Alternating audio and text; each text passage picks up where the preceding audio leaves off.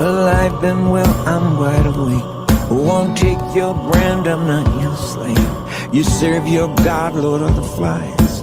I pity you and you me mine. Lust of the flesh, lust of the eyes. Your bloody mouth unsatisfied. God sees the trap you set for me. He'll not be mocked, I will be free. We will not bend, we will not break. How dare you touch what God gave?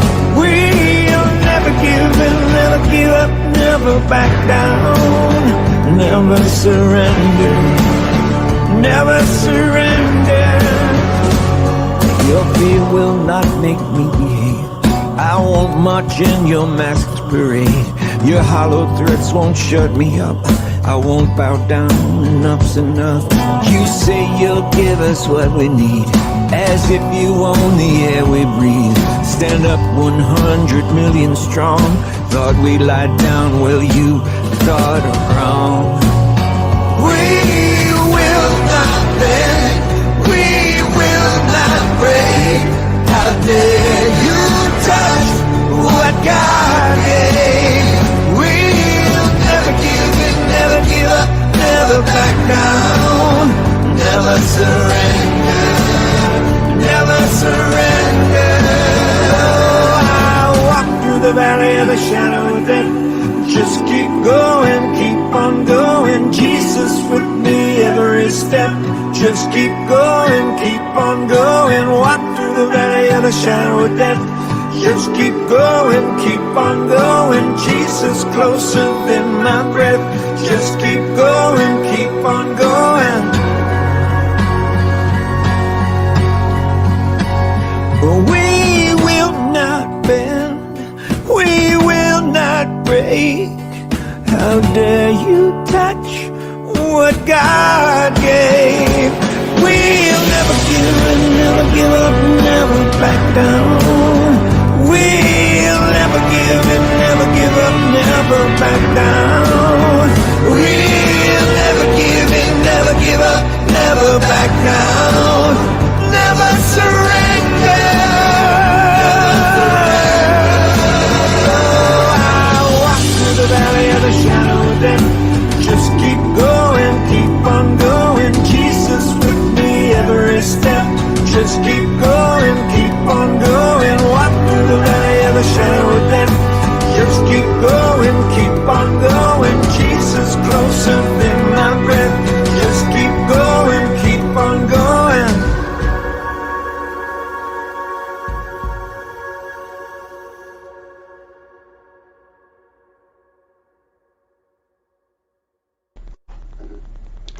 Hello, hello, hello. Thank you all for joining me tonight. It is Wednesday, April 6th, 2022. My name is Jen, and I have a whole bunch of things to talk to you guys about tonight. I have an update on the water warning that we received, I think it was about a month ago now. I had made a comment, I saw a post. I had very little information about it. There were a lot of questions asked about this. I'm going to go into more detail and give you guys the update that I came across the other day. We're also going to talk about Hunter Biden and this just never-ending laptop issue. More and more continues to come out about it. I have a couple of clips on that. As well, we're going to talk about, I'm sure you guys have seen the video of Biden from the other day. They had a little occasion at the White House. Barack Obama came for a visit. And it basically encapsulates the Biden administration in a nutshell, his actions and his just wandering, aimlessly lost, looking for his mom. It's sad to watch. It's heartbreaking to watch, but it is pretty confirming. For all of us that have been suspecting that something's going on and this doesn't look right, this isn't adding up. We're also going to talk about Twitter and the fact that Elon Musk is now not only a shareholder of the company, but he's also sitting on the board. What some people think about that and what that might mean for users of Twitter, or the company in general. And then we're going to talk about the border. We've all know that we've had an ongoing border crisis, and the governor of Texas just came out and made a pretty startling solution to one of the problems that he's facing, the ongoing masses of people that are just flooding into his state. We also have some numbers coming out of Arizona that we're going to talk about. So as you guys come in, please let us know where in the world you are watching us from. Right now, I am live on my Facebook. I am live on the Knowledge is Power YouTube and Twitch and DLive. On Twitch, we are 2 followers away. 2 followers away from hitting our next goal, which means we can do more things with the platform. If you're not following us over on Twitch, please do that. I would really appreciate it. And we're also live right now on all of Jeremy's platforms. He's going to be joining us in a little bit. He is on the road, so he's waiting to get a little bit better service where he is. But he's going to be giving us an update on all things Canada, let us know about his journey so far, where he's headed, everything that's going on. There's a whole bunch of different gatherings, protests, walks, convoys still continuing in Canada. They have not given up. They have not even slowed down. It's just ongoing. Also tonight I am joined by my friend Christian. I'm going to bring him on now, and then we'll go through, see where everybody's watching from. So I'll add him in here. Hello. Hi. I don't have all my goodies hooked up. I've been working all day. That's okay. Yeah, so work is good. we're going straight, like, just the webcam. That's what I do every time. So, yeah, feeling a little naked. Yeah. This is an upgrade for me. This is an upgrade for me, and for you it's like child's play. So, all right, tonight we are joined by Tammy in Illinois. Sarah is also in Illinois. Gail is over in North Carolina. What are y'all doing here? They're watching us. Get out! Roger is sending love from Meriden, Idaho. Nanette is in Washington State. Rita says hi from Carlsbad, California. Terry is in Minnesota. Hi, Carol. Carol says hi. To me, not you. I love you, Carol.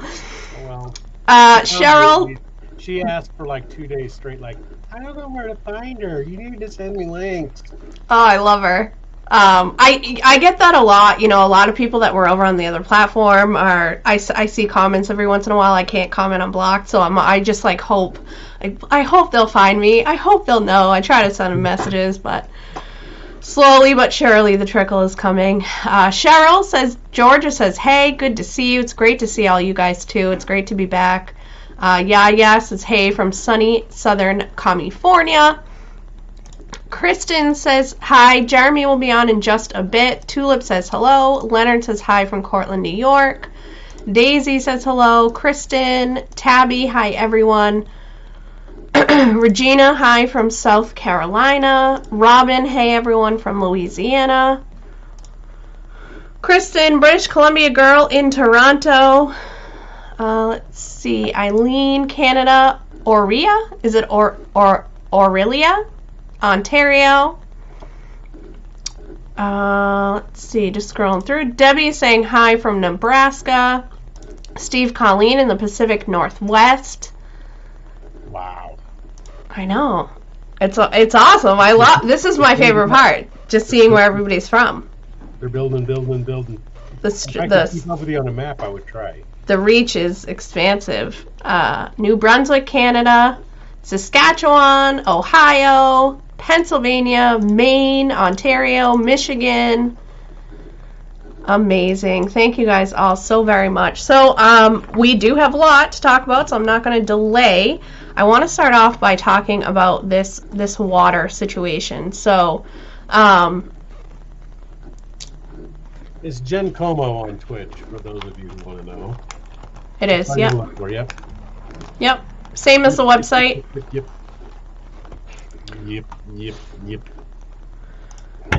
Just the same as the website, Tara, on Twitch, and it should have all the same Knowledge is Power logos and everything over there. Alright, so a while back, I came across a video that Stu Peters did, and if you're not familiar with Stu Peters, he is basically an independent journalist He has his own platform, stewpeters.com. He's on Telegram.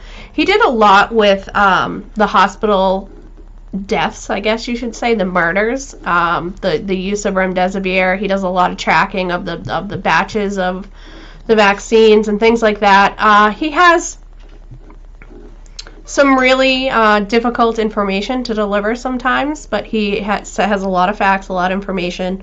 I personally don't watch him daily because it's very heavy for me. It's really hard for me to follow all of it. Some of it is just heartbreaking information. But I happened to see this video of his come across. I'm going to play it for you guys now, just in case you missed the initial warning. I have learned something from a very reliable source who has backed up information with significant documentation that leads me to tell you, don't drink the water.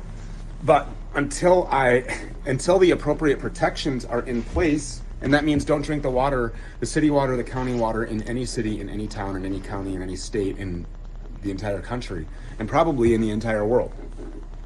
Just don't drink it. And for those of you that feel like you're entitled to the information that I have and have no regard for the safety of others, I told you that I can't tell you until the appropriate protections are in place for the people who need it. If you haven't noticed from this platform, I'm not into risking lives, I'm into saving them.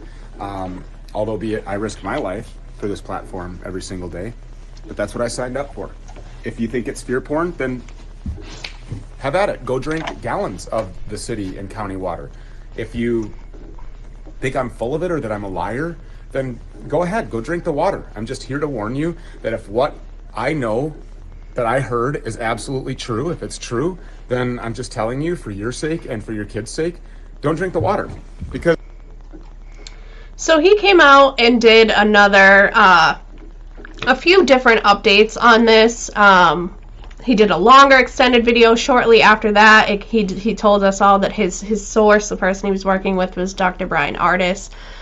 He also said he really didn't have further information than what he had already given, that they were still working on the report, they were still compiling data and still getting information. They had to wait, make sure all the I's were dotted, T's were crossed before they released anything. So I, and like many other people across Twitter and Facebook that had seen this video, started sharing the same warning. And it obviously caused a lot of concern and also a lot of questions. You know, can I boil the water? Is it okay if I filter the water? What could it be? Is it a pathogen? Is it something that is biological? I even had someone that I know in my Facebook network comment and say, I work at a water plant and, you know, there's nothing wrong with the water here and blah, blah, blah. Listen, I'm not going to tell you guys what to do or what to think. I just want to share all the information with you that I find and come across, and you all are then informed and empowered, and you can make your own decisions. I would never tell you what to do, but I personally stopped using tap water for any reason to cook. Usually was pretty much the only reason why I would use it. And I started just using my bottled water. I made a significant dent in the bottled water that I had. Stockpile? Yeah, that I had stocked up, but I needed to know. I needed to know what it was, what could it possibly be, so that I could then make a decision based on the information that I have. And I figured I would rather be cautious and safe than come out and have regret, right? Tabby, it was any city municipal water. So basically any town controlled water. If you have your own well and nobody else has access to it, then no, you should not have any issues at all. So the other day, Stu Peters came out with this video, and Jeremy just gave an update just to let you guys know real quick before I play the video. He said we're about 20 minutes from pulling into Grand Prairie, and then I will have reliable service. See you soon. So just give that update. So Stu Peters came out with this video the other day, which sheds a lot more light onto the situation that they have and that they've been working on. So I will bring this up now.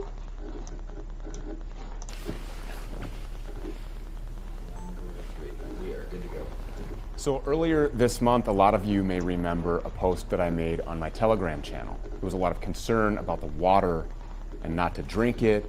And there were certain things that I could say and could not say. And I referenced that certain people's lives might be at risk. And one of those people is here with me now, Dr. Brian Ardis. Thanks a lot for being here. This is actually going to be the only time I've ever been nervous in any interview. I'm not kidding. Like, I've never been nervous to discuss anything in relationship to the COVID pandemic whatsoever. But this has bothered me and has scared me. People have lost their lives over what you're about to tell the world. It all started with a text. The text read, "Hey, Dr. Artis, if you got bit by a rattlesnake, would you go to a hospital and get anti-venom?" I cannot believe the amount of evil behind this pandemic with what I've realized since then. If it's true that COVID could actually be, the easiest way to figure that out is, has that ever been fact-checked? And I wanted to know, was it ever in the media in China, was there ever any mention that the source could have been a snake? And? Oh my God, I couldn't believe it. Then I find out that there's an actual doctor who works at the University of Pittsburgh in May. This is insane right here. And he's been researching for 5 months, sequencing of spike proteins, trying to solve the mystery of SARS-CoV-2 victims. And he says he's got a big press release. They're going to actually announce all their findings. And Bing Liu is his name. Setback in the quest to understand coronavirus after a researcher is shot and killed. 37-year-old Bing Liu was on the verge of making significant findings on COVID-19. And then all of a sudden, the realization came that this is the great lie. When I say that they have lied to you about everything in relationship to COVID, they've even lied about the viral part of COVID. Could you ever have imagined that the one greatest symbol of evil in all of Christendom, what is the symbol of evil in Christianity? This is a part of why I think my spirit is so moved to make sure this gets out, is that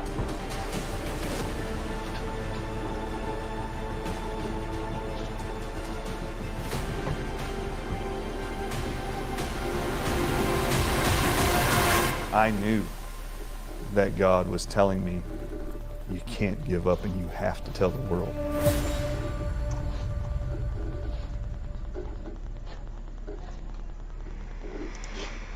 So there's that, and Okay. just to end that thought,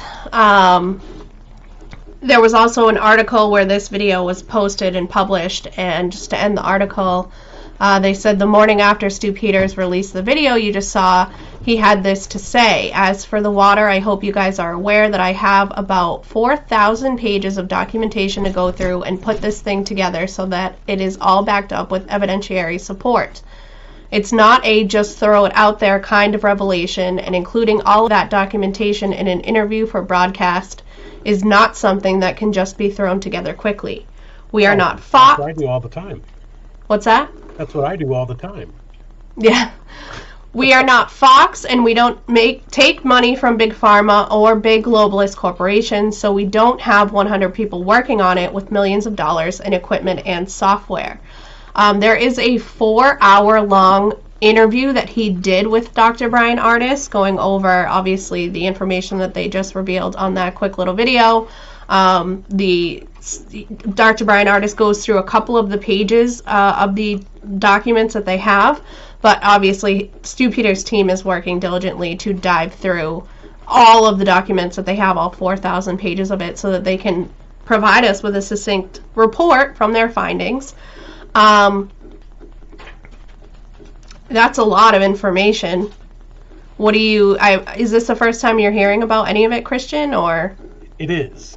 Okay. I don't mean to look totally stunned, but in general, we don't trust the water just due to fluoride alone. I mean, God forbid anything else gets caught in it or mixed in it at the plant or whatever. I mean, I don't know what comes through the tap. I don't know what's in the pipes. I don't know what's whatever. So, I mean, we've always been filtered water people. My wife used to make me lug in like 20 gallons of store-bought water as my exercise routine, and we ended up getting like a filtration system.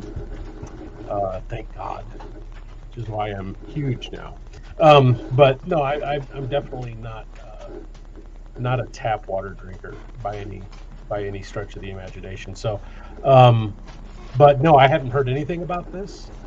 There seems to be an awful lot of teasers, which makes me a little leery. I'll be completely honest. I don't, anything that needs that it's that earth shattering. Spit it out. Let me know. I'm not. All you're doing is costing time. So now I have to go to the exclusive, and I almost kind of wonder if, like, do I have to pay to find the final answer out? I mean, but No. I'm sure I don't. He came out and said, I'm not going to put this information behind a paywall. And if you can go to stupeters.com, or you can go to his other platform that he has, redvoicemedia.com, there's nothing else up yet. They are actually working on it. So now. There's nothing else other than what we've seen. Nope. I also have. Exactly, Terry. Just I'm like, okay. We don't know, right? Yeah. So I don't know if they're alluding to the fact that obviously we have been lied to for such a significant amount of time about the majority of things. Could they also be lying about the safety of our water? And I don't know how it all ties in together. I know that there was another show that Stu Peters did with Dr. Jane Ruby, who is one of the ones that has been coming out with a ton of the data on the vaccine and the batches and the hospital deaths, if you want to call them that. But she also introduced this website to us, which is ewg.org. And they're an environmental group who tests the water. So you can actually go and you can search your area, your location, and see the quality of your water. She was talking about some contaminants in water, like arsenic. The levels of arsenic were out of control in some areas. Here's the thing. So Gail said, I have faith, I have trust in Dr. Ardis. And I have to tell you guys that I don't know Stu Peters from a hole in the wall. I don't. What's that? I would know him from a hole in the wall. But... Yeah, I don't know anything about him, much at all. I don't know much about Dr. Brian Ardis either. However, I did have a friend whose husband was in a hospital in Florida, and he was put on a ventilator. She did everything she possibly could to move him. She was obviously his power of attorney. She tried to get different protocols, different treatments done. The hospital denied. They refused. They wouldn't release him. They actually banned her from the hospital at one point because she was trying to advocate for her husband. And she reached out to Dr. Brian Ardis, and he receives, he said thousands of emails with cases just like this. But he took the time to talk to her on the phone. He contacted the hospital. He sent over a protocol instead of remdesivir. If you ever follow Dr. Brian Ardis' story, his father-in-law actually was killed by remdesivir. And even though he's, been a doctor for quite some time, that kind of propelled him on this mission of seeking the truth and finding the facts and talking about them. He is very knowledgeable. And what threw me is that he's really not one of those people that seems to seek the limelight, seek the stage. It's more like, I have information, I have facts, and I want to share it with people. He has been speaking out since the very beginning. And to see him not be his jovial self, which is, for somebody who tackles really hard things, is a hard thing to do, period. But for him to say, this is such a big revelation and such a large story that I am nervous to share this, I'm hesitant to share this, it makes me even more inclined to believe it. Could it all just be a ploy to get ratings and views? Absolutely, it could be. I'm not gonna deny that. Look at what the rest of our media does. I can only hope that there are more freedom fighters like me, like Jeremy, like Christian, that just want to make sure that the truth gets out there, and that we make sure that we are always, fact-based, I share this not because I know it 100% to be true, but because it's information that I feel that everyone should have and then be able to make their own decisions. My thought process from watching the initial water warning and then watching that clip that Stu Peters released yesterday is that the study is going to show us that the virus is in the water. That's what I got from that. Now, I could be wrong. I could be, trying to connect dots that aren't there. But when he said that they've been lying to us about everything, including the fact that it is the way that it's transferred between one person to another, that led me immediately. I just had this thought in my head, oh my gosh, he's going to say it's in the water. That we've been lied to about everything, including the transmission of this virus. Not fact, can't base it on anything except a personal intuition and a feeling that I have. Would I be surprised by that? Absolutely not. Not in the slightest. But that's all I have on that so far. I will keep an eye out for the rest of the documents. Hopefully they will come out soon, and maybe they'll even all be posted, and we'll be able to dive through those ourselves. But just wanted to make sure that I'm keeping you guys all informed. I personally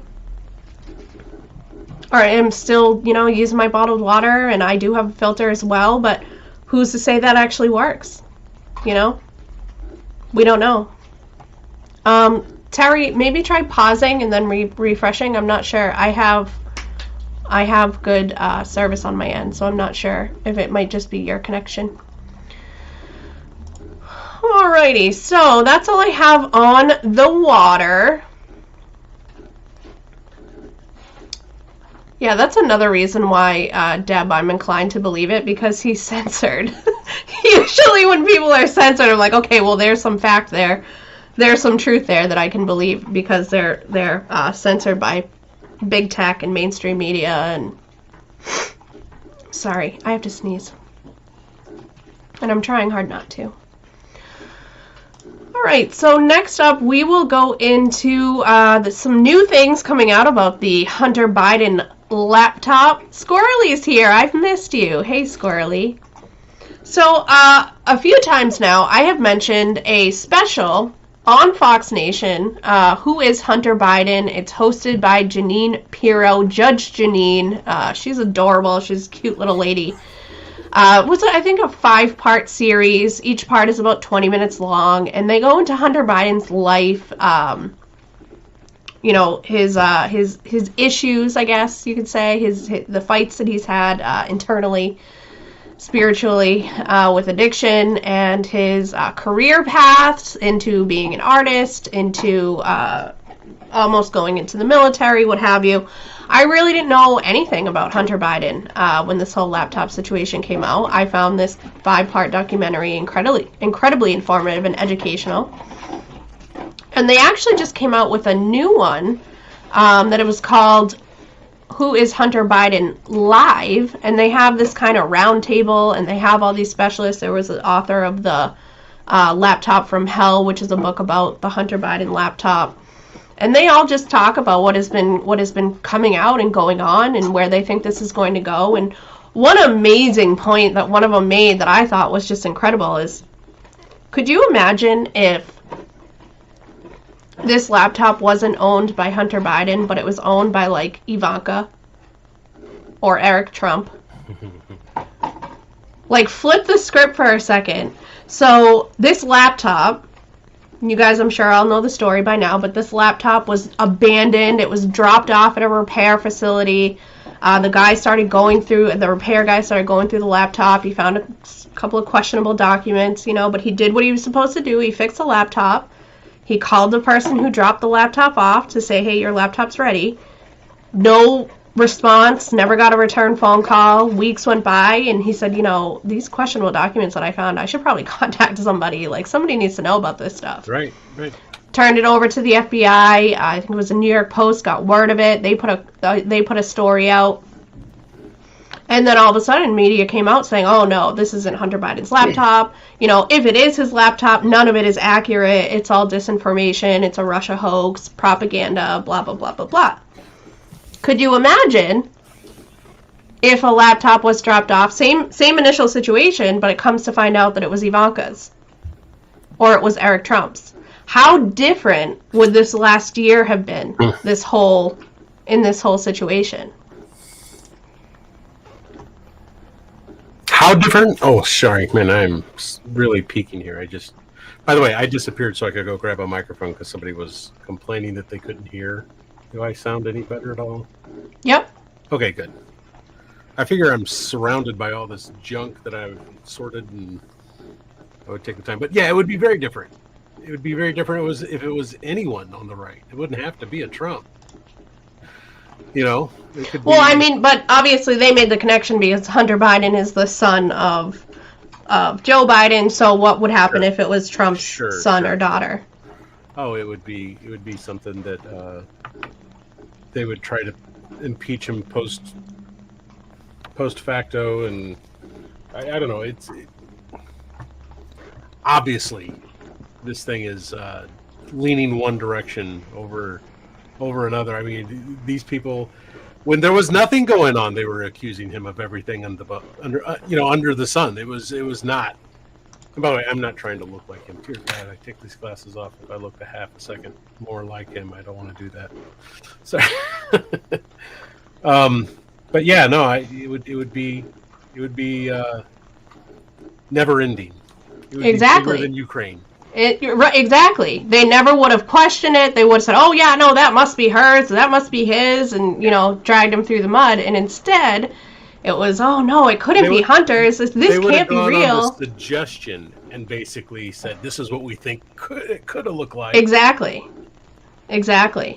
Sherry said, yeah, why do they get a pass? It doesn't make sense at all. Because they own the channel. Squirrely said, my 2 cents, he dropped it on purpose, just like his sister. I think that is an incredibly fascinating thought, and I believe you could be absolutely right. I mean, obviously, I don't know. He dropped 1, he dropped 3. Right. Well, yeah, but I honestly don't know anything about the other 2, so I don't know. I haven't heard any stories about those. Worst spy ever. He was a spy? No, I don't know. Oh. I'm just saying, if he were, I mean, he's dropping laptops, hard drives. Right. So I am inclined to believe that it was intentional, right? Because the more you hear about this, the more you hear about all the money that went to Joe Biden. Obviously Hunter was getting money to pay off his child support, his alimony. He was living a pretty high-profile lifestyle. But a large majority of the money that was coming through was coming to Joe Biden. What if that was like him dropping off the laptop was almost a cry for help? Like, I don't know any other way to get out of the situation that I'm in. I can't turn and be a whistleblower and go and share the information just myself. So this is my only solution. This is the only way out that I have, is to do this. I don't know. It makes sense to me. I don't know if we'll ever know. But this came out on Fox. I'll share this clip. So now they're trying to exactly, Angela. Subconsciously, he did it to himself. I mean, being someone who suffers from alcoholism and addiction, I know the fear of having to face facts and having to face the truth and having to face reality.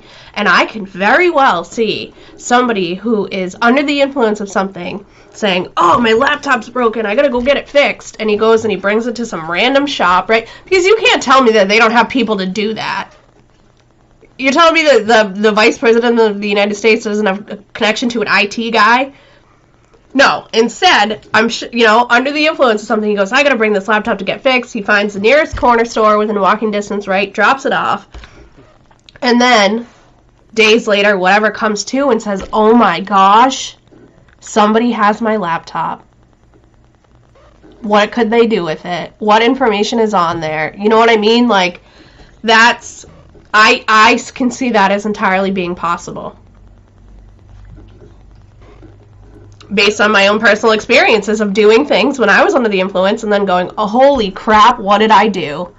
Oh my, that was real life. And now I have to face the consequences, and I can either face the consequences or I can run away and I can pretend it didn't happen. I can deny, and hopefully, daddy will fix it for me and I won't ever have to worry about it. Or, there's the possibility that this was the easier path. We don't know what the hard path would be. Yeah. Maybe this is a distraction to keep him from getting something much worse. Can you imagine? I mean, this is where they live. They live on a different spectrum. Oh, absolutely. And Squirrely just said, I think they know that their dad isn't above having his kids taken out. He did it with his first wife and his older sister. I mean, now there's, we've always heard too that Bo was like this quintessential son and this hero and everything, and now there's stuff coming out about him and his connections to everything. I mean, it's deep, but this clip was on Fox News, so now they're trying to figure out who the big guy is, and that is a code, a term that they keep finding throughout the documents, the emails on the laptop. I'm going to bring this up. Taxpayers are paying to rent. And I'm just going to start it from the beginning and take that off. There we go. And with that, let's bring in Chris Swecker, former assistant FBI director. Chris, we're going to get to the investigation into Hunter Biden in just a minute. But first, got to ask you about this $30,000 a month that the Secret Service is paying, meaning the taxpayers are paying to rent a mansion right next to Hunter Biden. Taxpayers look at that and go, this is just such a gross waste of money. Is this necessary? Who's to blame here? Good morning, Carly and Todd. Yeah, it's definitely an affront to taxpayers. I mean, you would think that they would make some effort to minimize the cost of the taxpayers in this instance by selecting a property that has some outbuilding on the premises where the Secret Service can hang out. Unfortunately, it's not illegal, and it cuts across several presidencies. But I think the laws need to be changed. It's clear. I mean, this is just another way that the Bidens have figured out how to fleece and monetize his dad's various offices. I think this is bad in normal times, but we also have to remember right now, 40-year inflation high right now in February of this year, 7.9% year over year. People are struggling right now to pay their bills. They don't need to see their tax dollars going to pay for Hunter Biden's Secret Service. Meantime, let's get to Hunter Biden. Speaking of which, you say the investigation into Hunter is much larger than we know about. Why do you say that? Yeah, there's a trail that the FBI has left that most people wouldn't recognize, and one of it, which is the receipt that they left when they picked up the Hunter Biden laptop at the repair shop. On the receipt is a file number. It's a 272 file number, which is an FBI money laundering investigation file number, which involves what they call specified unlawful activities, unknown. So that means that there is an open investigation as of that time that the FBI was working, targeting the owner of that laptop, in which he committed some type of, or is suspected of committing some type of unlawful activity that has generated illicit proceeds. So I think it's not just a tax investigation. I think it's a money laundering investigation. Wow. It could involve fraud. I mean, here's a fraud scheme.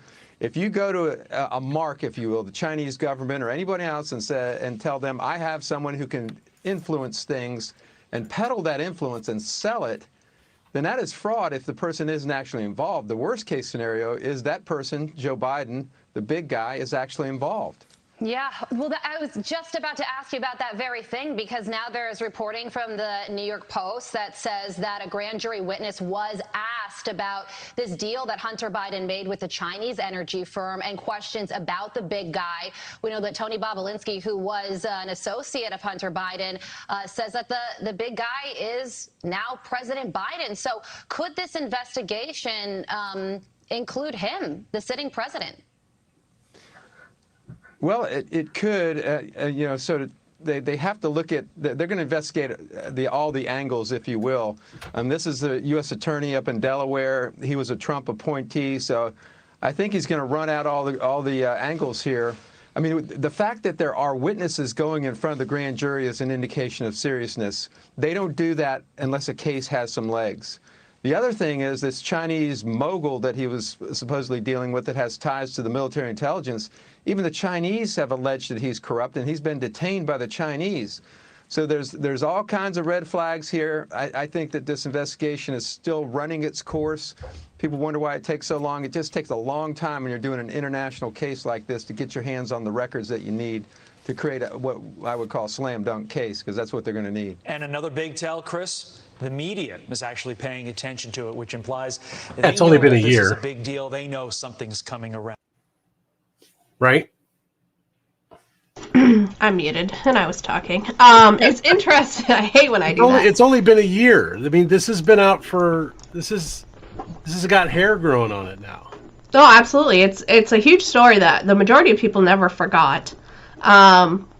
When it first initially came out, people started running with it. They started looking into the documents and posting the snapshots of the emails and everything that they could come across. And we were ridiculed a year ago. Oh, absolutely. And now the New York Post and CBS and CNN and all those big conglomerate media companies are coming out saying, "Oh, this could be bad." It's almost as if they're turning on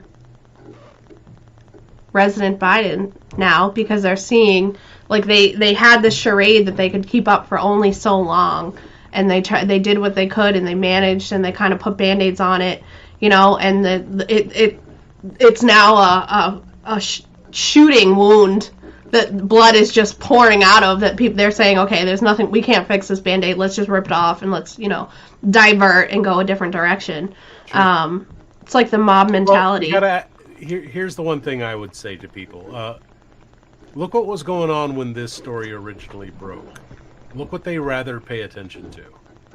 And I think you'll get a little insight as to why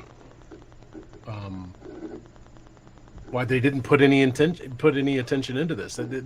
They were more hell-bent on feeding you fear. They were more, I mean, it doesn't help their narrative at all to have, I mean, you gotta imagine right now that we already knew that there were cracks in the foundation related to the Ukraine before Ukraine was actually an issue. This is part of historical record. So, I'm stunned that more people aren't looking up, or just do a search on. Don't do it on YouTube, because YouTube's been filtering the results, because it's basically Google. They're going to filter the same. They're going to try and shape your opinion through their search results, through the YouTube search results. Go on to Odyssey and look up Hunter Biden. Look at the dates. Look at the stories surrounding what was going on 1 year ago. And it's shocking that this has been going on this long, and now all of a sudden everybody gives a crap. It's just one of these things. I can't even say something that makes sense. I get so upset about it, because we were talking about this so fervently when everybody else was trying to point the other direction and fearmonger about COVID. Yeah. That was the biggest lie. Well, I think that's a bigger lie than Hunter's didn't do anything wrong, of course. So right, but I mean, it goes way back further than 1 year. I mean, look, the corruption and the connections to Ukraine tie back to when Biden was vice president for Obama. He's been in politics for what, 40, 50 years? I mean, I don't think one day all of a sudden he snapped and he became corrupt. No, I don't think that's the case at all. I think that he wasn't a great guy from the beginning, and we just now are hearing about all of this. Someone asked earlier what Odyssey is. Odyssey is actually a blockchain-based YouTube alternative, which it's a little more difficult to use than YouTube. I mean, the reason YouTube is so popular because it's easy and that's where everybody's at. But the beautiful thing about Odyssey is nobody can take down anyone else's stuff. Only you can take your stuff down. Unless, I think you have to do some pretty egregious things for the administrators to try and scrub your stuff. But it's actually difficult to get rid of things that are blockchain based. So, but yeah, you're not going to get some packet shaped media talking point, big government approved messaging. You'll get whatever anyone put up when they put it up. So Here's the link for that if you want to go check that out. At some point, I think Jen will have to get on Odyssey as well, but we're going to cross that bridge. I'm on enough. You're on enough? I have enough. I like Rumble. You got enough. Rumble There's no censorship on Rumble, so I usually, great. if I'm looking for something, I go to Rumble. Unfortunately, Yeah, I'm starting to eye the whole locals tie-in as well. So I don't know. I'm back and forth. So the viewers, as we were watching that video, were making some comments. Deborah asked, why now are they all coming out with this on the mainstream media? Are they turning on Biden? I was thinking the exact same thing. Somebody else. Liability. Right. Somebody else. With the war that they've waged. Because it's like, the best way that I can relate it is to who I was in high school, and I'm sure that there are some people out there that can relate. So when I was in high school, I was a chameleon. I was an athlete, I was also a nerd. I was also into like the emo rock music. So whatever group of friends that I happened to be around, I could change myself so that they liked me, because that was all that I was concerned about, was the fact that you liked me. I equate mainstream media to me as a high schooler, just needing validation, wanting approval, and not really knowing who they are or what they should be doing, but instead just doing whatever will get them the most attention and will get them the most views, the most clicks, the most downloads, whatever it is that they're looking for. So they conform to whatever the narrative is that they're being fed. If it's we want Joe Biden in as president, they say, okay, we're going to do everything we can to get Joe Biden in as president. We hate Trump. Okay, we hate Trump. We're going to hate Trump. You know what? It's whatever the catch of the day is. Hunter Biden's laptop. No, that's fake. That's fake. Now all of a sudden, it's real. It's real. It's real. See what I'm saying? Like, right. They're a chameleon. They change. They change to fit whatever group of people. There's no truth in what they're saying in the first place. So none at all. Yeah. It's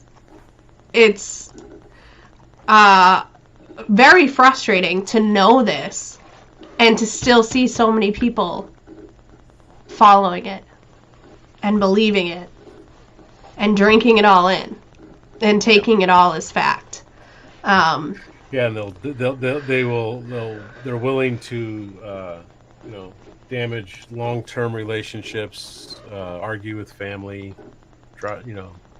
It's crazy what people are so short-sighted of, not recognizing that it's what's happening right here that matters most. Instead we want to argue about things that don't even affect you. They're superficial issues. They're meant to be divisive. Yep. So Cheryl said, we need Walter Cronkite back. That would be awesome. Yep. That would be awesome. No, just integrity, right? Integrity. So, like, I believe in integrity. And integrity to me is I'm going to watch every video that I want to share with you before I share it with you, so that I know what they say, so that I'm comfortable with the message. Every story that before I share it with you, I dive into it. I want to make sure that I understand it frontwards and backwards. I know the information about it, and that I can share it with you. That is operating with integrity, right? You have these look at what happened in Canada with that guy who was caught scamming all these people. The CBC just said, oh, here, this is your story? Okay, great, we're going to run with it. And they didn't do any fact checking. They didn't check up on any of the sources. They didn't confirm any of the information to be factual or accurate. They just ran with it. There's absolutely no integrity. There's no accountability. It's beyond frustrating. Beyond frustrating to see. So one of the comments I wanted to address, Carol said maybe the thought was that the laptop would be under radar at a small shop. And that's an interesting take. I hadn't thought of that before. But that could be too. Maybe he was, maybe he was taking steps to come clean and that was on the laptop as well. And he didn't want people to know. So that's why. It's not like he can get. He's not like some downstream candidate, He's unfortunately, the son of the vice president of one of the most popular. You know what I mean? It's not like nobody knew who he would have been by looking at the document. He filled it out, right? He didn't say, Right, I don't so- know what this is, I'm just dropping it off. So, well, if you watch the Fox documentary that they did on him, the guy says I didn't know who he was. He came in, he had a baseball cap on, and I had no idea who he was. It wasn't until later that I actually got into the files that I realized. But he could have, especially if he wasn't of sound mind and judgment, very well could have said, I don't know what to do. I can't go to my dad. I can't go to the IT, through the White House. I need this fixed. I need this done. Where can I go? Who can help me? And he just found the first person that, he found in the Yellow Pages or whatever. He doesn't strike me as a highly intelligent individual when he is using. I mean, he could very well be when he's clean and sober. But when your judgment is impaired by a substance, especially one that you have abused repeatedly and extensively, that kills brain cells. And you stop functioning at a high level. So Steve Colleen said, I think this whole ordeal about Hunter and crime family Biden is meant to be total chaos because that's the way out for them all. Chaos breeds quiet exits. And I love that. Laura said money laundering has been the family business for a while now. I agree completely. There's stuff coming out now that's confirming the corruption that we talked about, 2 months ago? 2 months ago, I did a whole story. It's on my website. There was a press conference with two guys out of Ukraine. They met with Rudy Giuliani years ago. I think it was 2016. All this information came out. They held this huge press conference. They had all this documentation linking Hunter Biden, Rosemont Seneca, Burisma, Petro Poroshenko, Biden, all of this corruption, all of this embezzlement, all of this money that was stolen from Ukraine, funneled to the Bidens. And it's just now starting to hit mainstream media. They're actually talking about it in mainstream media. They're confirming all of the information that we had found and that we had talked about months prior.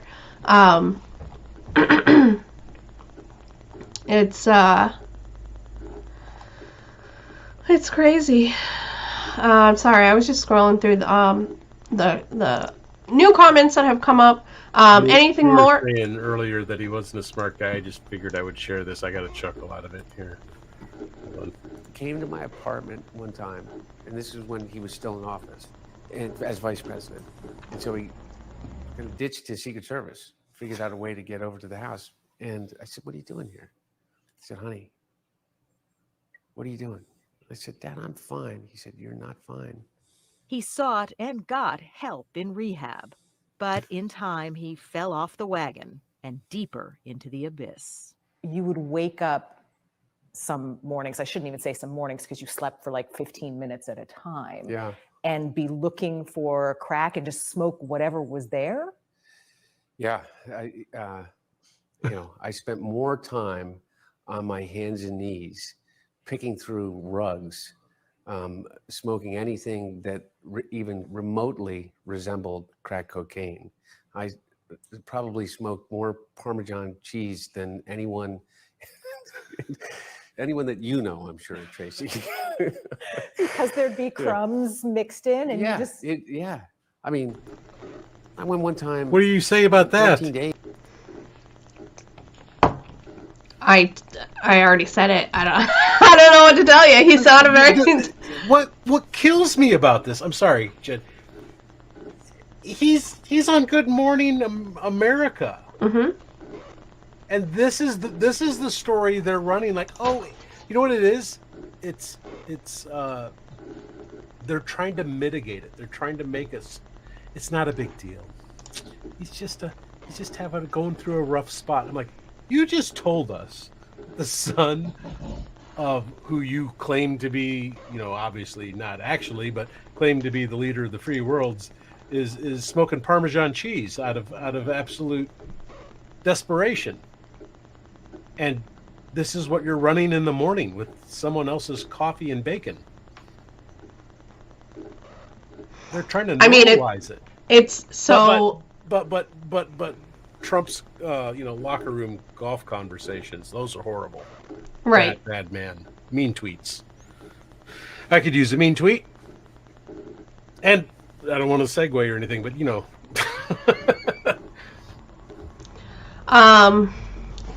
Yeah, I wasn't expecting that video, so you caught me a little off I'm guard sorry, there. I just But that saw it. one- I'm like, that can't be real. Yeah, no, so I'm trying to gather all my thoughts about it, to be honest with you, but I think that an awful lot of people in our world today are all too familiar with addiction, and seeing something like that, they can absolutely relate to it. I can relate to that. I can relate to to having that. Sure, but would you go on Good Morning America with it? Personally, I would. Yes, I'm very open about my past. I think that it ignites and invokes sympathy. No. Because I can relate. So you think that's the whole ploy is to get people to go. I think so. Yeah, okay.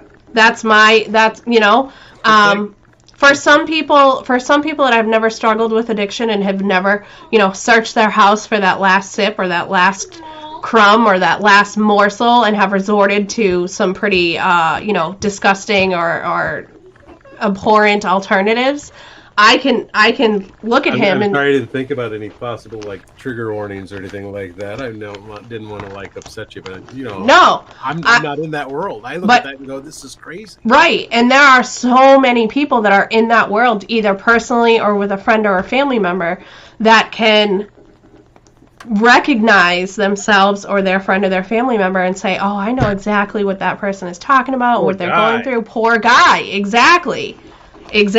So I think, I think the powers that be, That's what they want.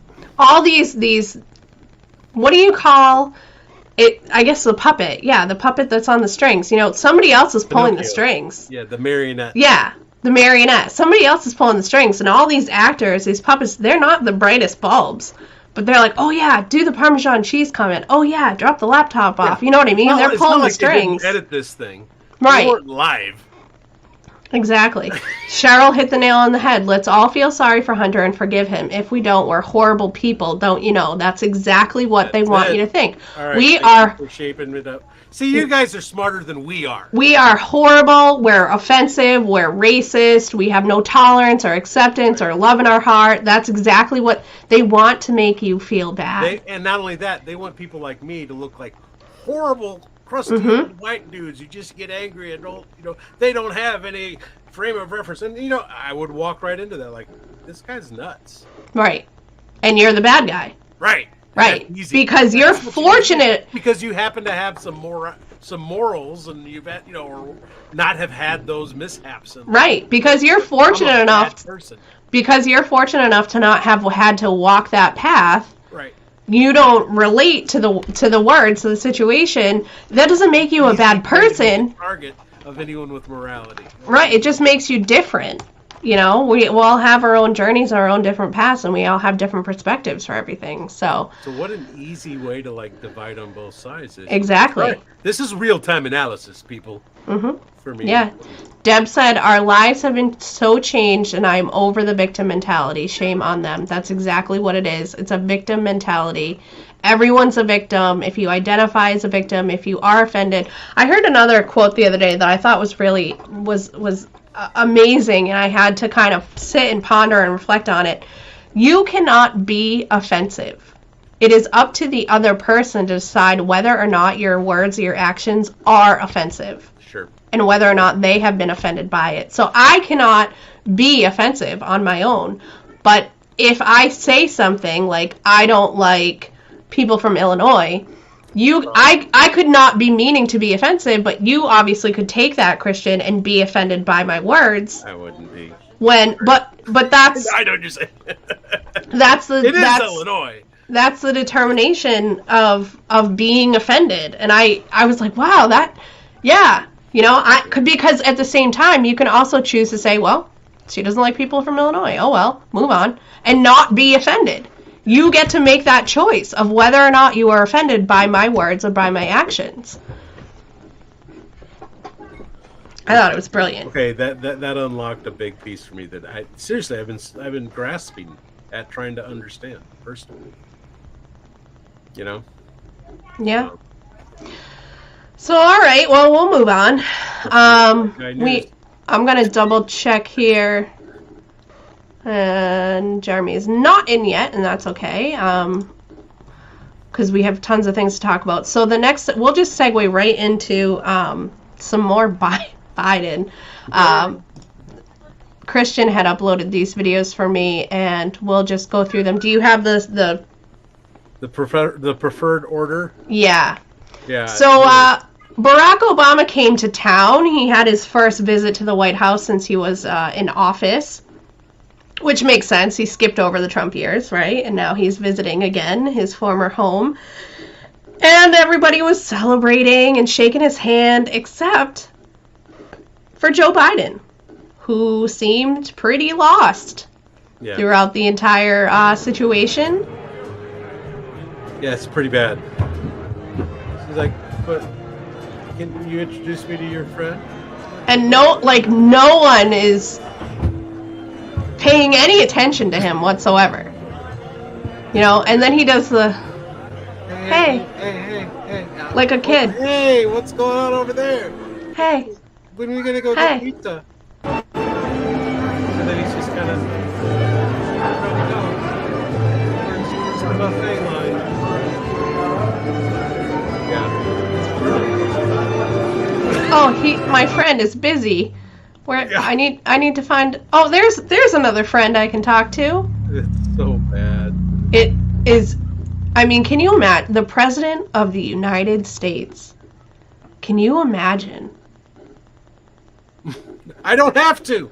I know. I'm watching it right here. We have evidence. This is what at the beginning I told you. It's like the culmination of this administration. This is what we're dealing. Look at that. Just a babe in the woods.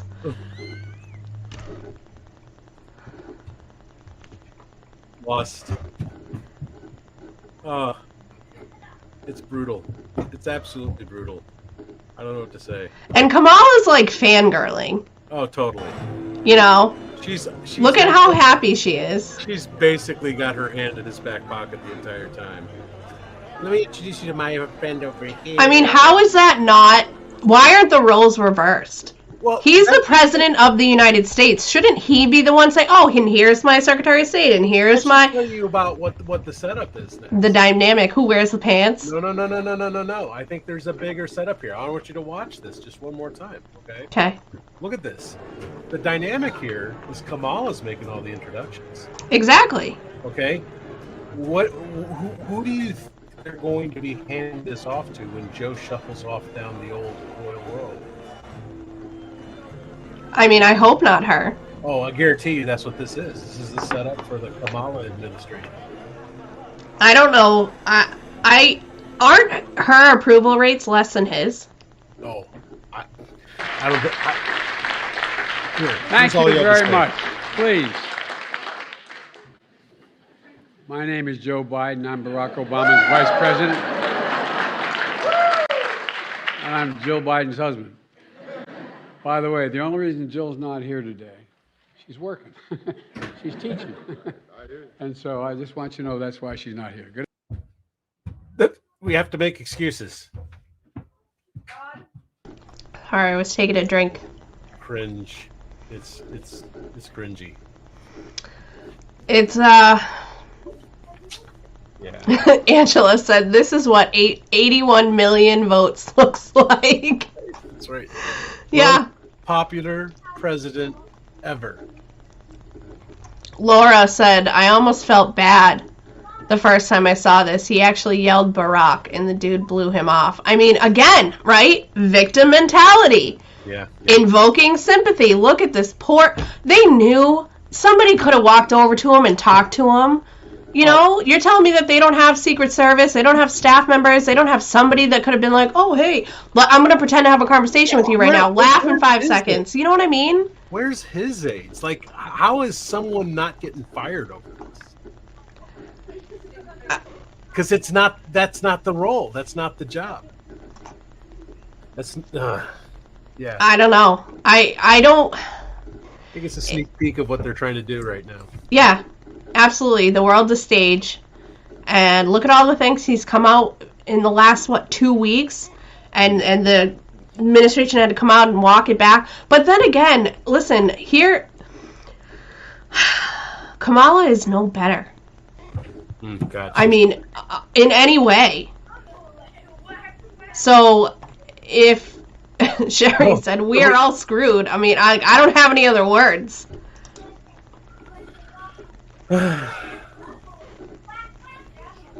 This is why I don't have television. It's pretty intense. But I do have Parmesan cheese. I want to point that out. It's pretty intense. Well, I hope that you're using them for responsible. Yeah, I put it responsible I put it ways. on Yeah, I wanted to share those videos. I'm sure that you guys have all watched them already, but I thought they just deserved another look. Pam, I agree. See, here's the thing. I don't think it's the end of the movie because chapter. Yeah, I think it's the end of his scene. I don't know where they're going to go with this. I think it's the end of the scene in the movie. Well, I mean, here's the thing. So you have, if anybody has looked into the Project Looking Glass rabbit hole that I put up on my website, there are two pretty distinct paths that we can take at this point. There are the people. What's that? Sorry, that's if you're a Bush era kid like myself at this juncture. Oh yeah. So there are the people that believe in devolution. There are the people that believe that Trump is still the president. There are the people that believe that there was rampant corruption in the 2020 presidential election and that it was stolen, it was fraudulent, that Biden never won, that the whole, votes were stolen, what have you. There are people that believe that Trump is going to be coming back to office any day now. We're waiting on EBS. Nassar Jassar is coming, and this is an expansive amount of people that all firmly believe, without a doubt, these facts. Then you have, and they have a lot of information to back that up as well. A lot of information that when you start going through it, you start looking at it, you have to say, seems plausible, seems possible. They have the evidence and the facts and the information, documents to support it up. Go through Trump's executive orders if you have a few minutes and look into devolution. It's incredible. Devolution is actually another rabbit hole that I would love to dive into. This is the one Matt keeps trying to drag me into. It's incredible. Yeah. But then you also have this other faction of people that saw Trump come out and push vaccines, that might believe that there is a fraudulent election, but also believe that, at the time maybe Biden was a better solution than Trump was. They might not ever come out and admit that they voted for him, but they did at the time because they thought that, they believed the mainstream media, they believed the lies, they hated Trump, they believed everything that Joe Biden said, and they went with that. And that kind of brought us to where we are now, with inflation, with the border crisis, with deaths from the vaccine and adverse reactions and all of that. And those people believe that we're on a path for not good. Whereas the people that believe in devolution and Trump believe that this movie is coming to an end and Trump's going to come back into office and waltz right in and the whole movie's going to end, the credits are going to roll, and it's going to be a wonderful, happy ending to the story. And, those people are severely divided. They're also, within those two major groups, severely divided within themselves, because you have people that believe certain things and don't believe other things. Right. Somebody the other day said to me, there's no border crisis. The whole thing is a false flag. They're making it up. I was like, what? You really believe that? I mean, he legitimately, without a doubt. I live in Chicagoland. I live in Elgin, around Chicagoland. We are one of these cities that is has a direct pipeline. We used to actually have a travel agency that would it's insane. None of this is staged. We are literally just wide open. We're wide open. Yeah, and you have people that they don't believe it. They say that everything is fake, the numbers are massaged, there's no, people coming in, there's no border crisis, It's scarier when you look at the travel agencies than it is when you look at the border. because we have like cities that are what's the term that I'm looking for? Can't think of it right now. Someone help me out in the comments. Old man brain. Next. What are you trying to say? Sanctuary cities. Okay. There you go. Thank you. Like, I've been up for like 35 give me hours. a hint. I'm very tired. Yeah, no, well, apparently Washington, D.C. is going to become one of those sanctuary cities, so I found this on Telegram today. Nice segue. The Texas governor, Greg Abbott, says that Texas will be sending charter buses of illegal immigrants to Washington, D.C. Quote, the Biden administration will be able to more immediately address the needs of the people that they're allowing to come across our border. And I have a video on that as well. Into Texas. And at this time, I'm going to sign my directive to Colonel McCraw, the director of the Texas Department of Public Safety. I'm going to get some work done while we're here. To get that project underway immediately for the zero tolerance and the inspections that will be taking place. Second, to help local officials whose communities are being overwhelmed by hordes of illegal immigrants who are being dropped off by the Biden administration.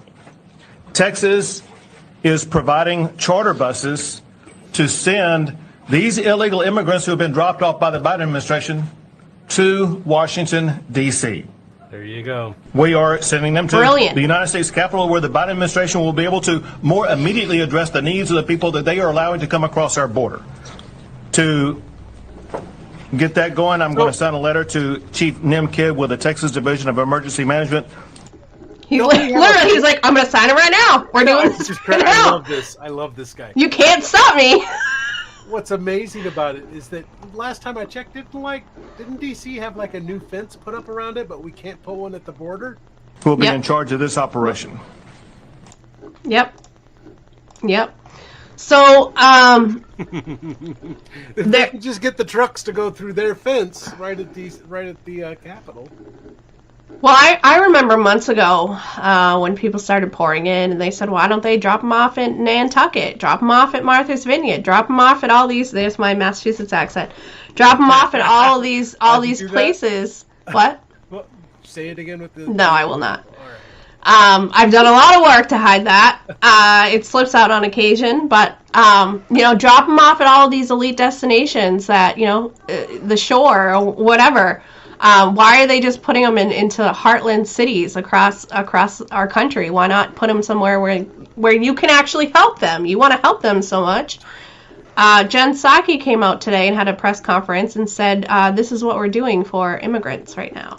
Thank you, Jen. First, on immigration, our team in Texas is saying that you guys are starting to give smartphones to border crossers, hoping that they'll use the phones to check in or to be tracked. Or maps. Which part of that is... That is like saying you're on probation. It's already got Google Maps open. You're on probation, but instead of your probation officer checking in on you, here's a phone. Take it upon yourself to check in whenever you see fit. I mean, is that not an accurate relation? That they're saying so normally when you have someone coming in, and I know this because I looked up the asylum rules and regulations and how to go about doing it when Jeremy and Kyle were thinking about possibly becoming refugees. So I looked up, how does someone seek asylum? How does somebody enter a new country? What is a protocol and procedure? And basically, you can come into the country, but you have to go to certain hearings. You have to meet certain requirements. And you can even live here because of the delay that they have in the massive amounts of immigrants that we have now been receiving in this country. The hearings have been pushed out to so much as 2 years before somebody actually goes to a hearing and confirms their status to be legal. But what you're supposed to do is prove that you can be a contributing member of society, that you're not dangerous, that you're not a criminal or anything like that, and that you genuinely are seeking assistance, you're seeking refuge for a political or a political reason, or because you have a different religious beliefs, that you're facing persecution, you need help, you need assistance, so you come to the United States seeking asylum. You need to prove all of those things, and you go in front of a court and you make sure that they confirm it, and then you can become a legal citizen. This administration's solution is to just hand them all smartphones and say, hey, check in with us. To deter people from crossing illegally into the States? Well, I think you, of all people, since you've asked me a range of questions on this topic over time, would recognize that we need to take steps to ensure. Just keeps this stopping. one keeps cutting out. Let me see if I can get it to pick up there. This think, video hates me. I think she's going to say circle back. But no, that's not what she says. But she basically says to ensure that they are, doing the right thing. So we're going to hand them, this is our solution. Instead of processing them, instead of asking them questions or putting them through the specific, health protocols, testing, what have you, they're just they hand them all phones and say, here, give us a call. If you need anything, maybe if you need some more money, let us know when you get a job, let us know when you get housing. It'll be a great turnaround story. You'll be our hero. Can't wait to talk about it on mainstream media. Yep. So, this was on Tucker last night. So the country continues to change without our permission, consent, or even knowledge. The Biden administration has begun releasing large amounts of single adult migrants from federal custody. Where are they going exactly? Fox's Bill Malugin has watched this happen. He's in Brownsville, Texas for us tonight. Hey, Bill. Hey, Tucker. So we were tipped off that the federal government would be mass releasing several hundred illegal immigrants at this parking garage behind us today. And sure enough, that's exactly what they did. We'll pull up the video and show you right now. We saw 5 busloads unloading these mostly single adult male illegal immigrants. You can see no children, no family units, all single adults. This was one of the groups. They get dropped off, walk behind a black tarp the city set up, obviously to obstruct public view. I'm told this is happening because Border Patrol stations are dealing with overcrowding. They got to clear out some space. And I'm told these are parole releases. What does that mean? It means they do not get an immigration charge. Instead, they are asked to just please turn themselves into ICE at a city of their choosing within 30 days or so. And if we can pull up the second piece of video here, once the feds drop them off, an NGO just lines them up single file and walks them across the street right near a bus terminal here where they get on buses and they are free to travel wherever they want to elsewhere across the United States. Talked to some people going to Nebraska and Louisiana today. And if we can pull up these photos right here, my sources are telling me the government is now giving these migrants these phones instead of ankle monitors in some case. And the phones are used to apparently track the migrants and establish a line of communication between them and ICE. But those sources tell me there's really nothing stopping the migrants from just discarding the phones or throwing them away if they don't want to be tracked or check in with the government. And one final thing, the former U.S. Border Patrol chief says when they do these mass releases, there's really no way for the U.S. government to know what their criminal record is outside the United States. Here's why.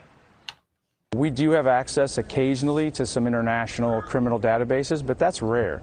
For the most part, they're only able to run the records checks against U.S. criminal databases. So unless they've been in the U.S. and committed a crime, we're not going to have any idea what they did in another country. And Tucker, we saw 5 buses here today. My Border Patrol source is telling me this isn't just a one-time thing. This happens every single day at this spot for the last couple of weeks. Several hundred released every single day. And again, this is one tiny snapshot of one piece of the border. These mass releases happening all over the border, including up in Del Rio. And it's going to get a whole lot worse, I'm told, when Title 42 drops next month. Send it back to you. So there's an article on Fox News. It's a video, sorry. But it's an equivalent to a small city migrating into Texas daily. I saw your guys' comments come in saying this is old, this has been happening for a while. Yeah, it has. It's been happening for months. It's been happening for decades. It's been, but not to this extent. Well, certain anchor cities have already used to this, so. Not to this extent. I can't believe that. Arizona border sector sees spike 579% in migrant encounters. Del Rio sector alone saw, I'm just going to take Jeremy off here for a second while we finish this. Del Rio sector alone saw a 179% increase in encounters. Now, our border cities, do they get migrants? Absolutely, I believe that 1,000%. But Arizona being up 579%, you can't tell me that somebody's used to that. Yeah, someone's doing something. That's nuts. That is a ginormous amount of people flooding into the country. And their solution isn't to put them through any sort of health check. They're not putting them through any sort of criminal check. They're saying, here's a phone. Take it upon yourself to go check into an ICE location. Or here's a bus. You want to go to... I have to admit, handing someone a smartphone is a pretty proven way of putting a tracker in their system that they voluntarily pack around, so... If they do, who's to say they don't just throw it away in the nearest trash can? Sure. Well, they probably don't know. I don't know. They knew enough to get here. Look at this guy. They knew enough to get here. So, that's what's going on at the border. Pretty, yeah, Angela, exactly. It's heartbreaking. So many homeless people. Why not take care of our citizens first? Right. I don't understand. And then the Canadians. Sure, but Americans first. And Canada take care of Canadians. I'm only saying that to help you, segue into it. I know. I just wanted to finish the thought before we did that. That's why I put him away. I don't want to neglect any of the comments that we have coming in about this story. Deb said residents on borders, Texas, Arizona, and New Mexico are begging for assistance as so much abuse and trafficking goes on. Guns and drugs are sold and done, but these women and especially young girls are sold and used over and over. I'm going to count the zeros here. Is that 68 million estimated worth of 10-year-old girls? It's devastating. The stories that I've heard coming out of the politicians that have decided to speak out about this and tell the truth about this and ask for help about this. Sad. It's sad. But all right, I know you guys are all, especially including Christian, are all begging to hear from Jeremy, so we will thank you, Deb. That was $680,000. $680 per girl is $680,000 per girl. That's a lot of money. It's a lot of money.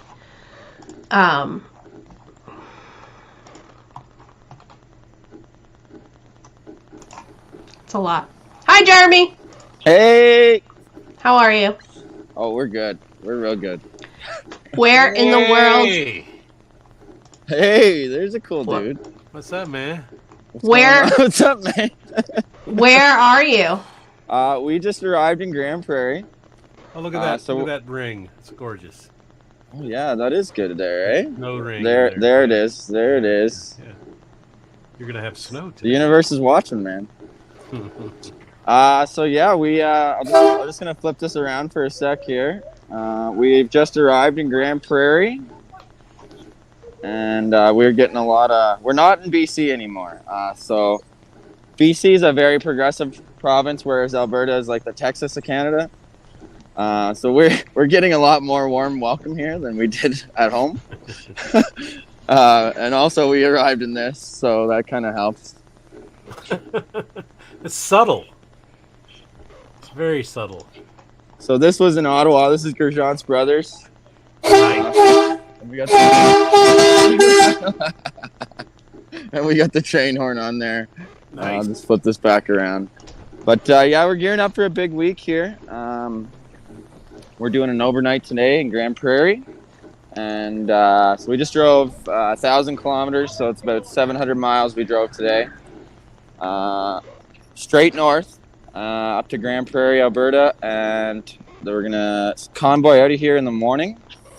And we're going to spend the next 2.5 days convoying down to Vancouver and collecting more people as we go. And then we will be, Sunday, we will be giving Bill Gates and Elon Musk a warm welcome in Vancouver for their TED Talk. And I have a feeling that with this Twitter acquisition, Elon's going to pull something. I think Elon's going to pull something. He's been prepping. He's a prepper. Yeah. I think I don't think it'll be much. I think it'll just be like a sly message or something. But he didn't spend all that money to say nothing. Yeah, exactly. So I'm curious to see if Elon makes a Bill Gates meme or something along those lines over the next coming days. But it's going to be interesting. And also for the conservative leadership, that Pierre Poilievre, he's also in the Lower Mainland this weekend. So a lot of stuff going on here. And I made a post last night before we left, and it is generating more reaction than anything I posted since Ottawa. People have been waiting for something like this since we left, and I think this is going to be a really big week for morale. Yeah, I said earlier, I don't know if you caught it, but Canada has not stopped. You guys might have slowed down a little bit or taken a little rest, a little break, a little breather, but you guys have not stopped. There are freedom things going on. Everybody, freedoming, I don't know what to call it. Freedoming. Freedoming is a new verb. We're going to do some freedom shit. Yeah. Yeah. It seems to be. Patriot, we're going to do some freedom shit. Seems to be countrywide, and obviously the world is still watching.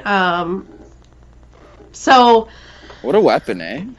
Yeah, that thing is intense. It's even got hydraulic steering. Wow. So That's yeah, crazy. we're riding in style up here. I know Gerjean was upset that he couldn't make it, but he's busy down at the base camp there. So we'll be reuniting with him on the weekend, and then we'll have a bigger convoy just of our own little group here. So. And that's That'd just be cool. another random person that you met throughout this journey of yours. Yeah. Yep. These guys are like family now. They're not even just like close friends like most people. Like these guys are family. Like, I almost consider Gerjean like a mentor or something. Yeah. He's like that. He's like a dad almost. Yeah, he's a great guy. So, if, He is.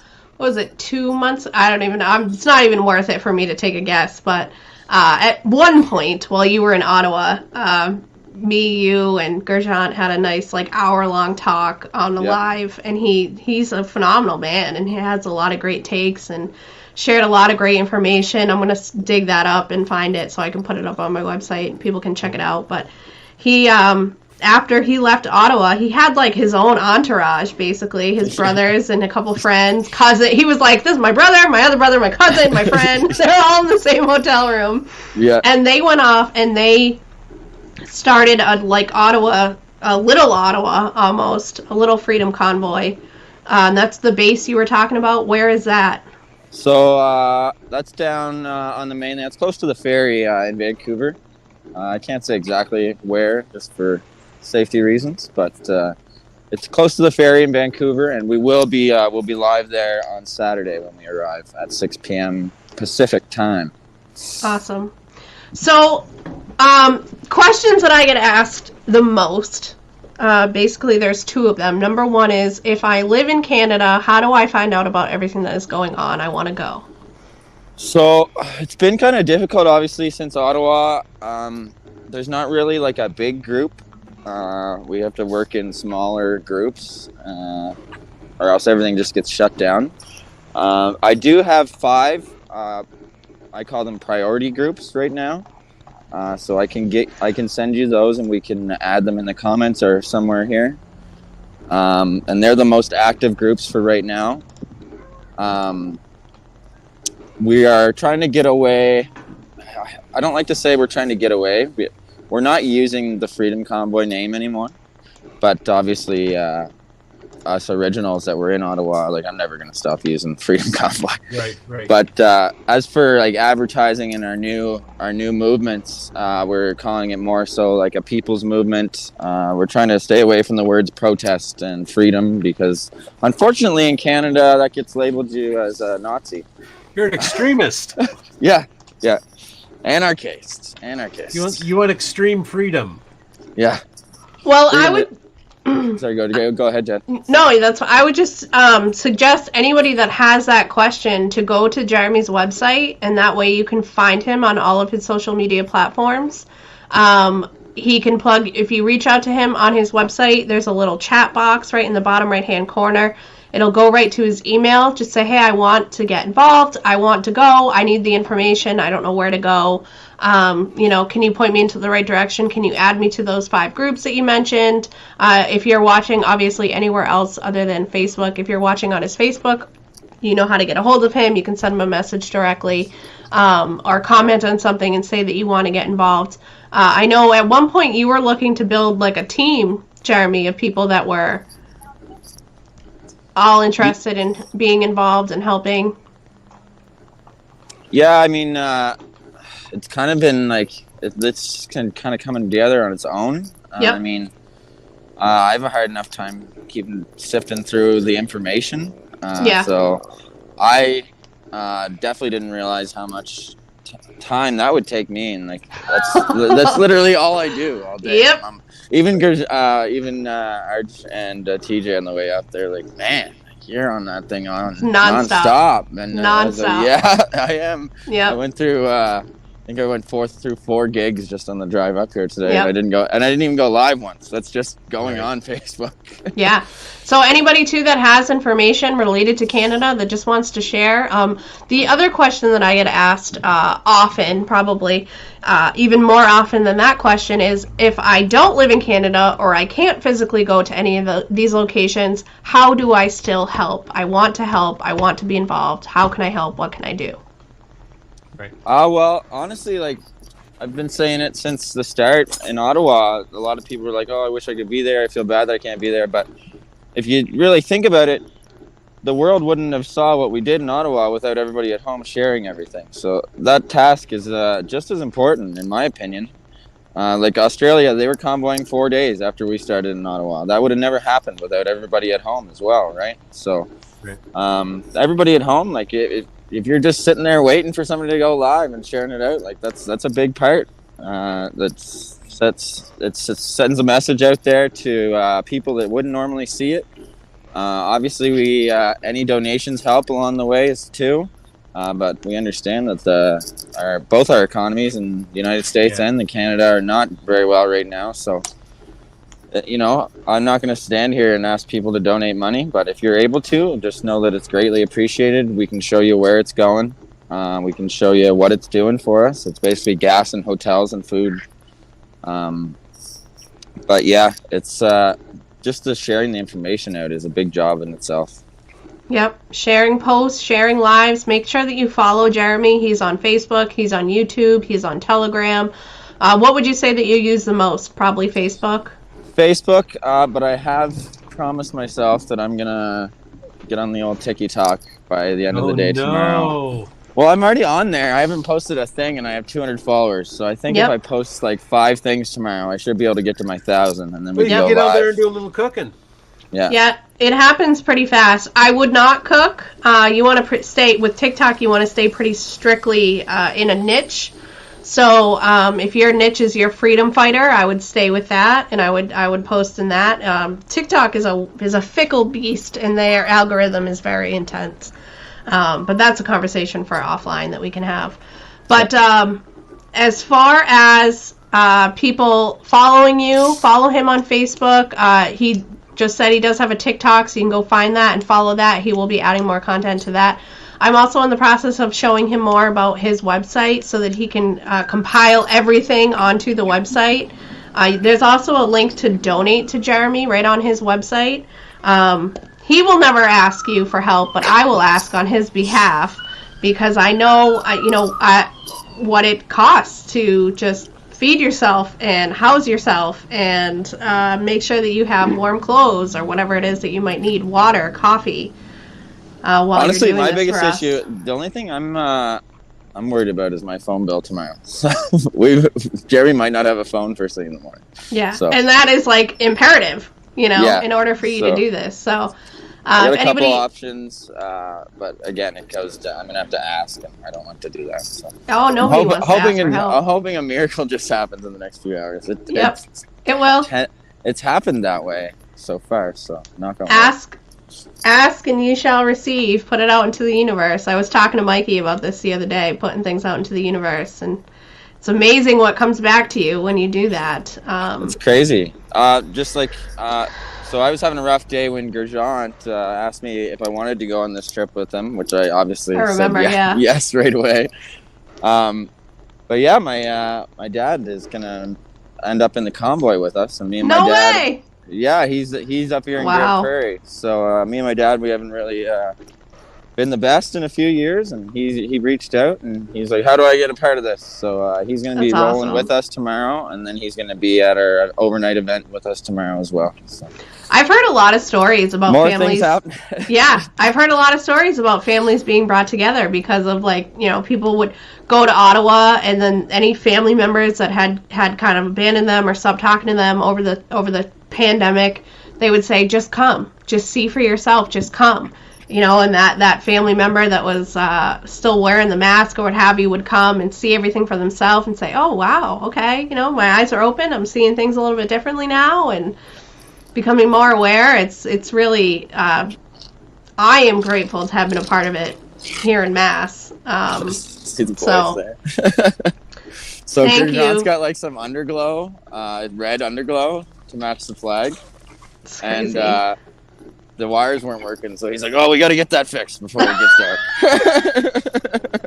That's awesome. Not Gerjant, sorry, TJ, my bad. But yeah, he's like, "We got to get that fixed before the sun goes down." That's so cool. Hopefully, we'll get some good footage over tonight. He's got lots of lights on there and stuff. So when is the TED Talk? Saturday? The TED Talk is Sunday. Okay. All right, and you'll be live for that? Yeah, I'll be live every day from now until then. There'll be a lot of footage. A lot of footage. He goes live like multiple times a day. That's why I had to take a break because I was the one opening the studio every time. It was a lot, and I was sitting at my desk. Well, basically to summarize, so when we leave here tomorrow morning, we have 14 stops between here and Vancouver. Wow.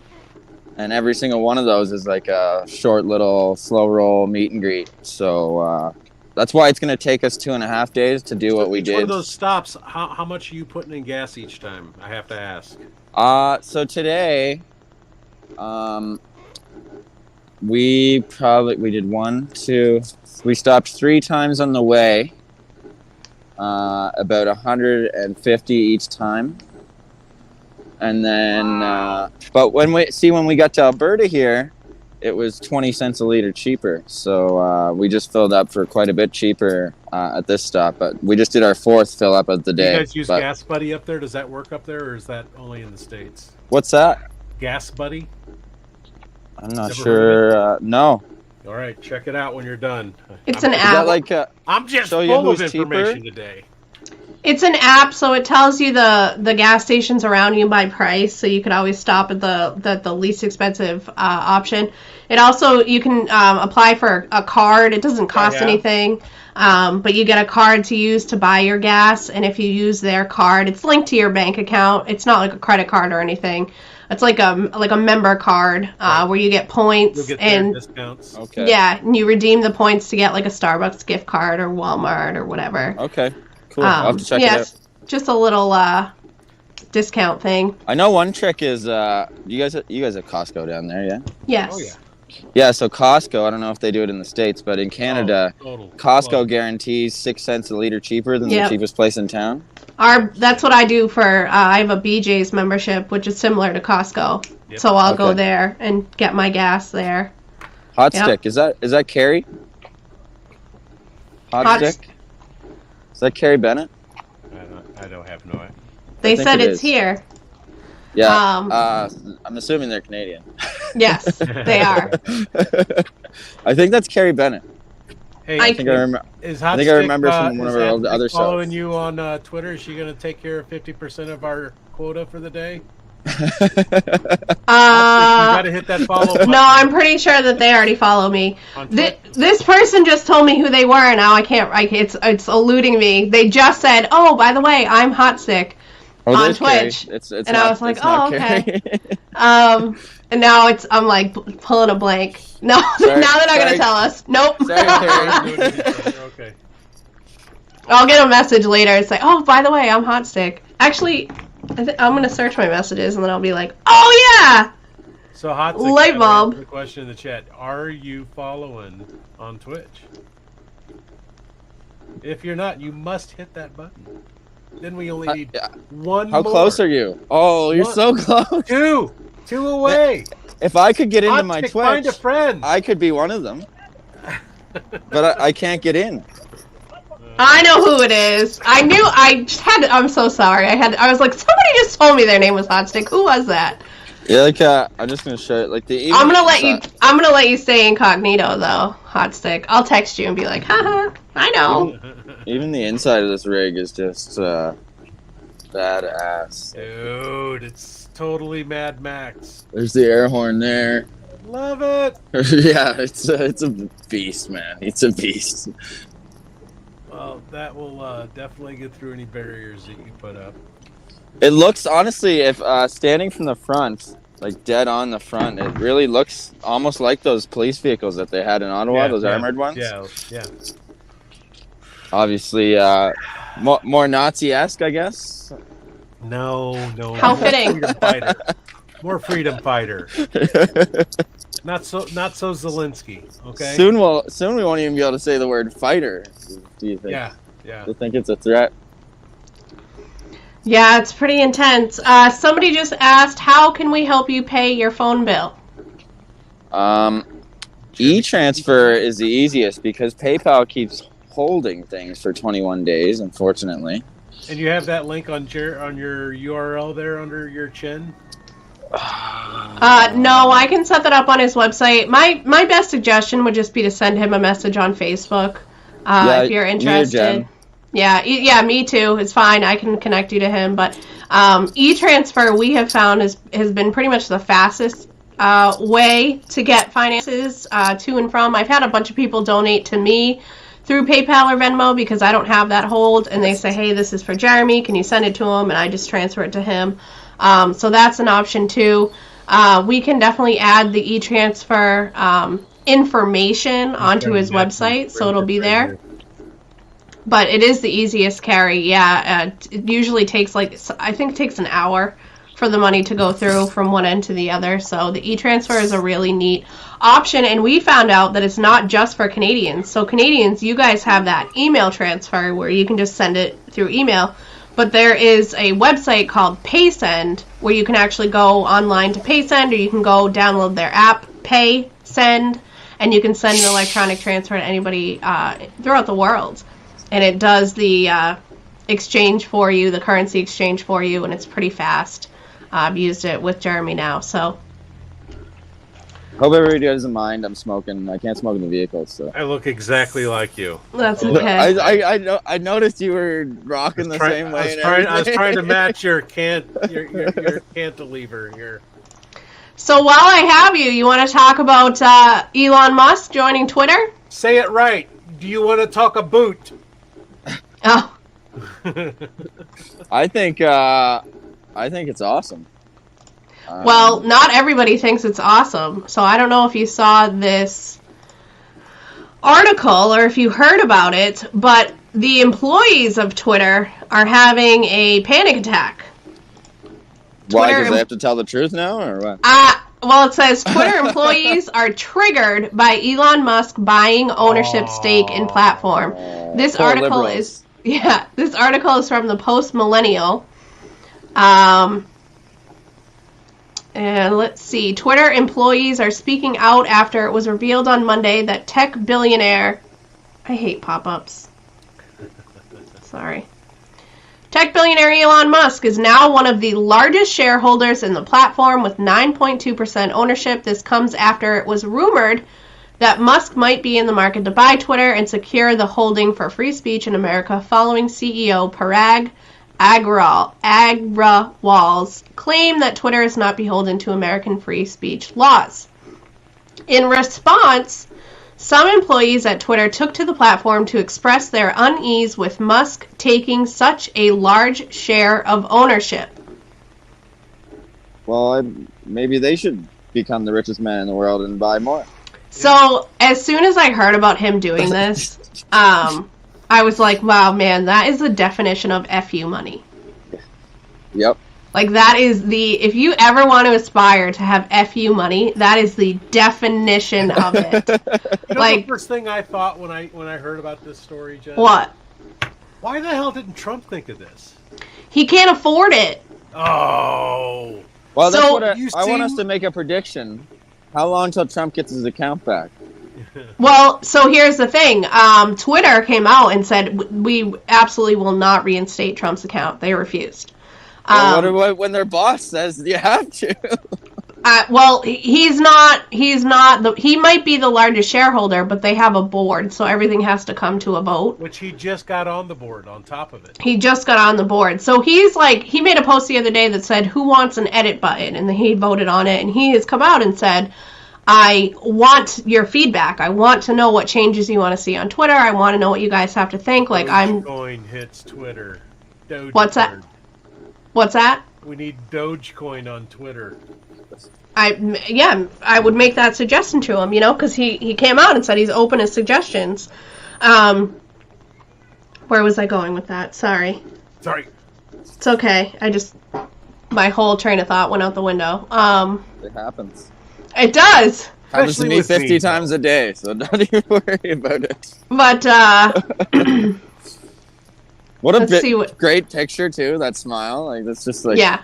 Did you see so there's a video going around, and a lot of people thought that it was real, and it's a mashup of Elon Musk watching a rocket launch. I did see that. And Trump's Twitter account coming back on. And all the people are like, yeah. Yes, they're all cheering. Yeah, that is not. To find it again. Do you have it? I do on Telegram. I'll send it to you. Send it to me because I wanted to show the boys. I saw it last Yeah. night before we left. Yeah, not real, but it is hilarious to watch. It's awesome. It's maybe like 30, 45 seconds long, I can pull the it. video. Yeah, it's, I can't think of the guy's name who posted it. I originally saw it on Twitter, and then I found it on Telegram after. Everything's in our group on Rebuild. We have. But look at this. So this is from Andy No, who is one of the contributors to the Post Millennial, and he said, Cassie Nick Rumba, a data scientist at Twitter, is among the employees and contractors very upset that Elon Musk is now the largest stakeholder in Twitter. Then quit. A prominent transphobe buying a large stake in Twitter is not at all funny, she said. Aww. So she tweeted, I'm honestly kind of terrified right now. Oh my no. God. Yeah. I love it. You know who else is terrified? All these Us? children getting experimentally jabbed. Yeah. So suck it up, Buttercup. The world doesn't bend to your feelings. I apologize, but it does not. This person who tweeted also, let's see, including the one with the username Creme de Cassie, who said that quote we just read, a biological male lists she, her pronouns and claims to be a feminist, demisexual, I don't even know what these words mean anymore, genderqueer trans woman. They gotta make words up each week, dude. Gerard Taylor. But can they define woman? No. Because they're not biologists. If you can't define woman, I don't even talk to you anymore. But I can define a woman. They're upset if you don't abide by their definition. Right. But they don't have one. Right. How dare you not use my pronoun? Gerard Taylor, a senior software engineer who has pronouns in his name, had very mixed feelings about Musk's stock buy, saying that he was happy about the money but concerned for the future of company culture. Yeah, at least they're entertaining, At least you're gonna get a good laugh in the process, man. That's all you can do now is I just laugh. You can't and even just shake my head. It is like I just did what you did, Jen. I was gonna say something, and it's gone. It's gone. Everyone. It's Hopefully it Christian's voice. All of a sudden, he just interrupts, and we're like, Hopefully it's system like a boomerang. meltdown. Hopefully it comes back to me like a boomerang, but I don't know. It's just amazing because it's funny because all of us, you know, these freedom fighters, these people that know the difference between male and female and know the definitions of man and woman and don't really care what your pronouns are because it just isn't on our radar. It really doesn't matter to us whatsoever. You know, we're all like, oh, Elon Musk bought Twitter shares? Cool. Is he going to change anything? I don't know. Is it going to be good or bad? I don't know. Like, it really doesn't affect us whatsoever. It's just kind of like one of those things that happened. All of these people are like, oh my God, it's the end of Twitter. Maybe he could buy Reddit, too, while he's at it. That would be awesome. There was another meme that came out where there was a post by Mark Zuckerberg and Elon Musk tweeted and responded and said, "Can I buy Facebook?" But yeah, the reason why I heard the sale of the stock was the equivalent of Trump's net worth. Really? Yes. Just think about that. How much money that is. Sold to Trump. That's wild. And he just like dropped it. Like, right. Like, I'm just gonna, that's FU money. I'm just gonna buy some Twitter stock today. Like, I just sent my car to space. What do you want me to do? Running out of shit to do, guys. It's like, what do you want me to do? I'm building robots. I'm putting chips in people's like, faces. what else? Yeah. What's left? Give me a challenge. It's crazy. It's crazy. Hey, by the way, I can't find that one video, but I did find another one from a prior story that I think Jeremy might enjoy. Oh boy. Oh, this one's great. I will find the video. You find it. In the meantime, I'm going to throw this one in the mix. Everybody will get a good snicker out of this one. Let's see. Sort by. getting a couple honks here. Of course you are, man. Look at that beast. Right. Yeah, we're in the middle of the oil field here, so this is a different territory than British Columbia for sure. Especially down like Vancouver, Victoria, it's super, super progressive down there. Like California, it'd be like going to California from California to Houston. I'm having a hard time getting this thing to load. You know what? Jen's gonna beat me to the punch. Usually you're on the ball.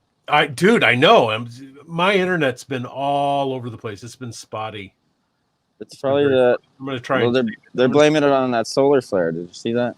Well, you know, part of it is they're in the process of rolling out all this 5G. So I wouldn't be surprised if they're in cahoots to make everything else look bad so that they can get people cut over.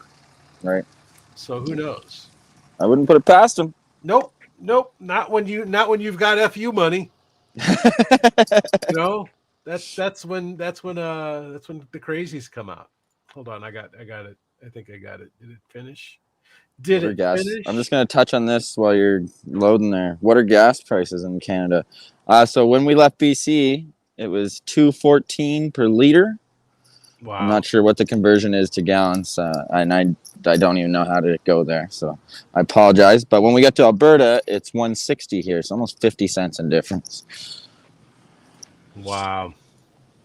And like Carrie said there, $2 plus in Ontario. So yeah, Alberta tends to be the cheapest for gas, but it's also the oil field. So if it wasn't, I'm sure some people would be up in cahoots. Oh man. What is it doing? Where is it going? I'm downloading the file and it's just not showing up in the right folder. Where's Jen at? Where are you at with yours? I'm looking. I of course didn't. The one video I didn't save. I save everything, but I didn't happen to save this one. It's hilarious too, but I just can't seem to find it anywhere. Like somebody. That Trump one? Yeah. Yeah, I did the same thing. I was watching it last night before I went to bed. And then this morning I couldn't even remember where I watched it to even bother to find it, but I tried and I couldn't. I'll check Rumble. Can't seem to find it on Telegram.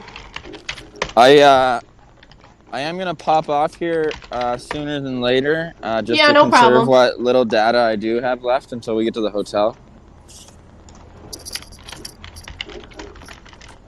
But if I think I'm good, but if I do cut off here, that's what happened. I'll have Wi-Fi when we get to the hotel. Oh, here it is. All right, let me download it. I found it. We'll play this video, watch it, and then we will call it a night. We've been Christian and I have been on now for 2 hours. Oh, God, But it's been out. we talked about everything that we wanted to talk about. I have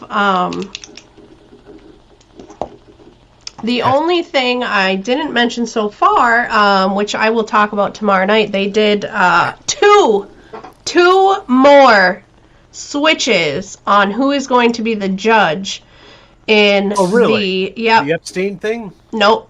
No. Trump. Oh, really? Yep. So we went through the documents the other day where they had switched from one judge who was Clinton appointed, they switched it to another one. Then they switch it to another one, and there's really no documentation on that or why that happened. And then Trump came out and said, no, absolutely not. That guy was also appointed by Clinton. He can't be the judge either. So it now just got passed from McCabe to a new judge. So that's like the fourth judge now that has been appointed to this trial. Before anything has even happened. Nothing has come out. Nothing's happened yet. It's almost like they're trying to find the right guy to make the right decision. I think they're just trying to find somebody who will do the right thing. Here's my little stab. I'm sorry. I know it's a sore subject here, but Protege. I went one time for 13 days without sleeping and smoking crack and drinking vodka exclusively throughout that entire time. I probably smoked more Parmesan cheese than anyone. What an idiot! Oh, what a loser! Yeah, I'm a Biden. We cried too much. Yeah. I rode my bike over to a cemetery nearby. Her boyfriend just died.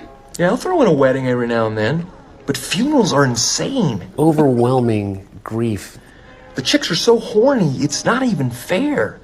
Yeah, crazy horny. Grief turned into a hope for a love. Grief is nature's most powerful. Honestly, this makes me sympathize with him even fishing more. with dynamite. That's what I learned. Trust in It the does. process. Saturday. I got one Saturday. You're coming with. Yeah. All I can think about when I watch this is, Ma, where's the meatloaf? More meatloaf! You guys are gonna need to get your own show and watch stuff like that. Oh, They still let me bring up any letter, Kenny. it's not. It just. It's not my thing at all. I can't. Yeah. Being somebody who's in recovery, it's not okay to poke fun at somebody who is talking about their addiction. Is this one okay? My proudest it's moment. not. I've been dreaming of becoming the top female swimmer for 1 year, but getting here wasn't easy.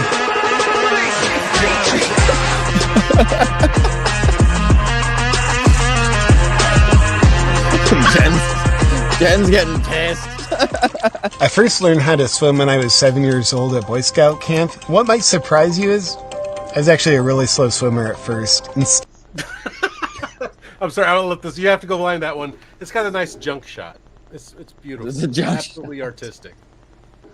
My favorite video of his is when he does the life jackets. Yes. And compares This it to one the might beat it. vaccine. I was in tears watching. I haven't seen that yet, but JP Sears, that's what his name is. I couldn't think of his last name. I knew it was If you want, you JP. can go ahead with it. I'm telling you, this is the best No. one of all time. All right. Thank you, though, for giving me the option.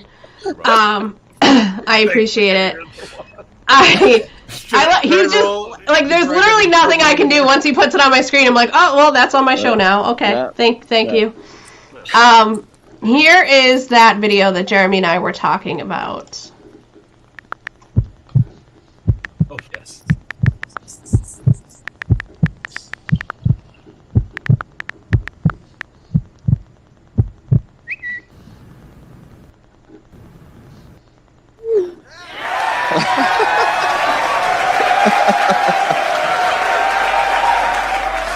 Oh my God.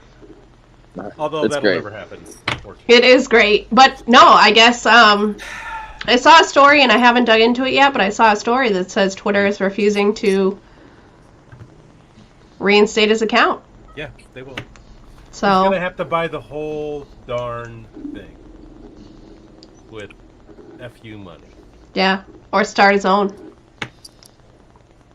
See, I thought this was going to be... I don't know whether he's going to start his own still. Because he was talking about it, right? Right. But then he bought this. So I don't know. We'll see what happens. I'm sure he has a plan. He's not an idiot. I mean, Trump has Truth Social, so why would he even need to be on anything else? He has that. Isn't that failing big time? I don't know really anything about it. I'm still not on it. I just overheard somebody say it's tanking. So I have no idea myself either. I'd have to look into it. I don't know. I know that they were, I guess right now they're in like the beta stage, so there's only so many people that are on and they're testing it, and then eventually they're supposed to open it up to the rest of the people just to get on, so there's no more waiting list. I don't know where they are in that process, what stage they're on. I'm assuming they're still in beta because I know I signed up for it and I'm still not on it, so. I got in, I know one person. Trump? No. Oh. Trump. Me and Matt talking with each other when we could do that in person. Squirrely said it's exploding. They're saying that because they're still in beta. The waiting list is hella long. Pam's on. Why wouldn't Musk just team up with him?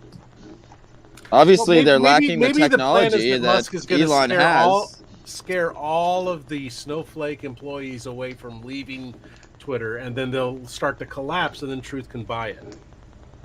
I mean, well, what's a better way to spread information to the masses? Truth Social or Twitter? Right. So, you know, if you want to affect more people and get in contact with more people or reach more people, you have to go where the people are. Oh, I'm going to show you guys these quick. So the boys made these up for when we're at our events. Arj made these up. Sure you guys will get a kick out of these. So we all know about the jerry cans. Yes. But now we have jerry can donation boxes. That's awesome. I thought you guys would like that. So yeah, we got a few of those lined up here. You know, it's gonna be a big week. It's gonna be good. There's gonna be lots of excitement going on. That's Very awesome. Good. I'm jealous of your sunset, your sun dogs and all that good stuff. One thing about the Alberta has the biggest sky. I know that's probably hard to grasp for some, but anybody who's from the prairies will understand what I'm saying. They have unbelievable sunsets here in the prairies, and Alberta's known for their sky. The sky looks bigger here, if that makes sense. I thought Big Sky Country was in the United States. Well, you'd be right below us in like Montana here. The tallest person in my family's telling me I have to go. No, you don't. Well, I should probably conserve my last gig or two here anyways until we get to the hotel. So. Yeah. Thank you for joining us, Jeremy. If you get a few minutes tomorrow night and you want to hop back on, just let me know. Yeah, absolutely. Awesome. I'd love to, for sure. Thanks for having me. Okay, as always. My Sorry, pleasure. You get the slap happy version of me that hasn't slept in like a day and a half. It's all right, bro. I'm on 1 hour sleep, so we're in this together. No, I was gonna say this is like normal for him. He's just used to. This is how he functions. Yeah, this is life. I'm just trying to, the reason I had these on is because I was taking naps throughout the show. Yeah. With the sunglasses. Work smarter, not harder. He naps when I talk, and then when I just listen and go. And then when I stop talking, he's like, "Oh, here's another video you're gonna hate." Right. He's probably got some sensor down there. It's wired in, and then whenever there's a silence for 5 seconds, he gets a little zap on his leg. Oh, hey. I have a soft spot for the for idiots like me. No. Well, obviously, yeah, we're still friends. No, I have a soft spot because they do it on purpose. They do it on purpose because of everybody's how many people are affected by the drug and the alcohol addiction that is just running rampant these days, that when anybody tries to poke fun at it, it's like you're making fun of me at the same time, and I don't appreciate it. So. But we love you, Jen. I love you guys. That you're on, and I'm joining you, the land of the beyond that. So the what? I am. I'm done. The land of the beyond that? The beyond that stuff, yes. That reminds me of that scene in Lion King when he's like, do you see where that shade? Yeah. We don't Wherever go. the sun touches. Is ours. What about that shady area? Oh, we don't go there. Well, we don't. No, we don't go. Jen doesn't like that area. Yeah. Anything else in the sun is fine. As a matter of fact, if you go there, she just does this. Turn it off. I'm sending telepathic messages. I know that look. Listen. I've said it from day one. I'm video, Christian. We can watch that later. I'm transparent. I'll talk to you later. You can read my emotions on my face. I'm not a fake person. I'm transparent. You know exactly what I'm thinking and I'm feeling. I can't fake it. Ugh. All right, I gotta get off here. The boys are loading up. It looks like they. Do we have lights? No. Oh yeah. Oh man. Well, try if they get turned on tonight. Take a picture. I'm sure everybody will be looking out for that post. For sure. Absolutely. All right. Yep. You can hop off, Jeremy. I'm just going to say goodbye to everyone. Thank you so much for coming on. Yeah, no problem. Thanks.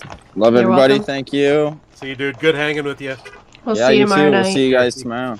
Yep. Freedom. Yeah.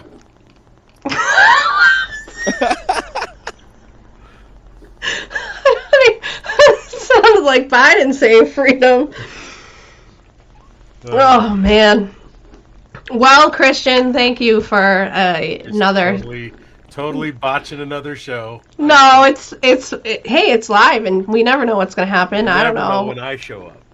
Yeah, that's for sure. No, I'm a control freak, and I need to know what's gonna happen. And when I don't know, I'm like, you need people like me to make sure you know how to dance. I'm not gonna do that. If you ever see me dancing on one of these shows, something is wrong. Call for help. I'm not. It's not by. I'm not doing it on purpose. The whole place is decorated like a 1980s. What did someone call it? I'm trying to remember what that term was. I have another brain fart. I'm too old. I'm going to give up. I've been having them all night. My brain's just been shutting off. I'm going to go upstairs and pretend like I want to watch a movie with these sunglasses on and see if anyone figures it out. You're going to be passed out. I know. Before anybody even figures it out. The whole thing. I can't believe it. So, I pulled up those documents on Trump. I'm going to go over that tomorrow night. Any other stories that you've had your eye on that you want to talk about tomorrow? I'm just too involved in my own life. Things are looking up over on this side, and I can't wait to tell you about them. Should all of our bids go through, they are exciting. Yeah, I heard you guys it's looking like you're going to be flipping the state. Yeah, we got a lot of stuff going on. We got some interviews we got to make. I don't know how we're going to make all the interviews. I think the number I was looking at, just to give you an idea, we have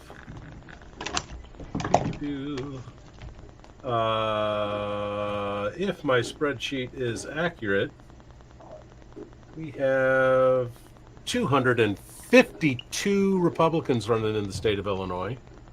There is no way we're going to get them all interviewed, so we have to prioritize. So it's a long, long list. And when is the primary? The primary is at this point. It's June, right? It is. We have a couple of debates we're going to try and hold. Our next show, this Sunday, the primary will be exactly 79 days away. And is that just in Illinois, or is that countrywide? Just Illinois for right now. I don't know I just don't know. I don't even know how other states do things. Yeah. So other than in Arizona, they have boxes full of ballots. That's all I know. Yeah.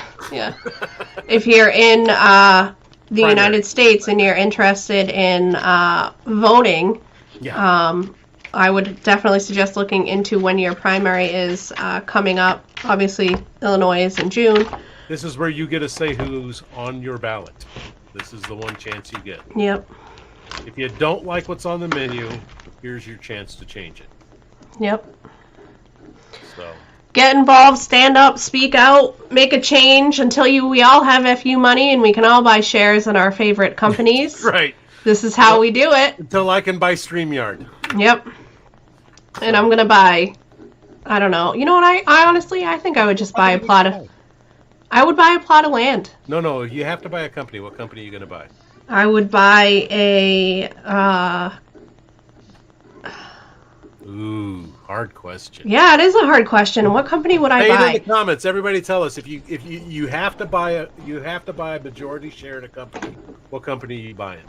I would buy something that does Let something us know for in the comments for and then kids. We'll talk about that on the next show. Yeah, I think I would do. I think mine would have to be something for kids. And speaking of that, I was talking to Mikey the other day. We were having just a wonderful, amazing conversation. And I said, I would love to put these on my show. It would be wonderful to have some input from you. And he's one of the smartest people I know. He's 13, but his intellect is bar none. And we were talking about the metaverse, and we were talking about just different things, inflation and stocking up on goods and all of that. And he said, I will do it. He doesn't want to be on camera, though, so he wants to use his puppet, which I said is fine. That's fine. That's actually how we started. Him and I started off going live during the pandemic. He did his puppet, and we would have puppet shows on Facebook Live to our 5 viewers.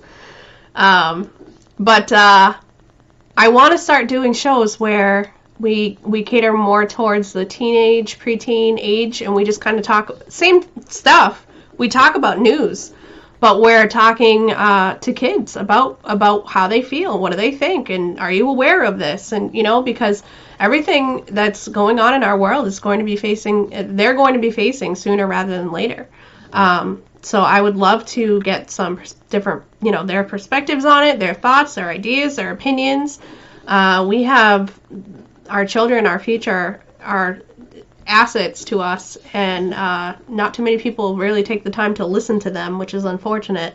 So I would love to provide an outlet for that. But I see a lot of good answers in here. Squirrely said medical equipment, Laura Home Depot, Yaya Gun and Ammo Company, Pam Apple. I'm sorry, but if you don't understand why that's ironic, her last name is hilarious for somebody who would buy Apple. Yeah, I don't get it. You don't get it? Wozniak is responsible for creating the Apple. Jobs really? is just the presentation guy. Really? Yeah, Steve Wozniak. He's my man. Yeah. And Laura, I am working on the segments. I definitely bit off more than I could ever chew when I had all of these grand plans and ideas. Like, I'm going to do this and I'm going to do that. She just walked into the restaurant and took a chair and sat it at the salad bar. Yep, I did. The whole thing. And now I'm trying to tread water at this point. But I am doing, yes, with the kids, Laura.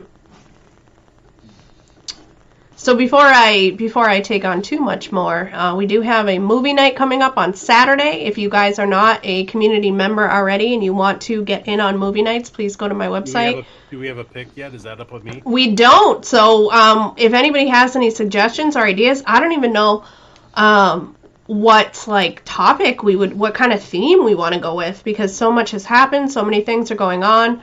Oh, Pam, there's another Trump rally, man.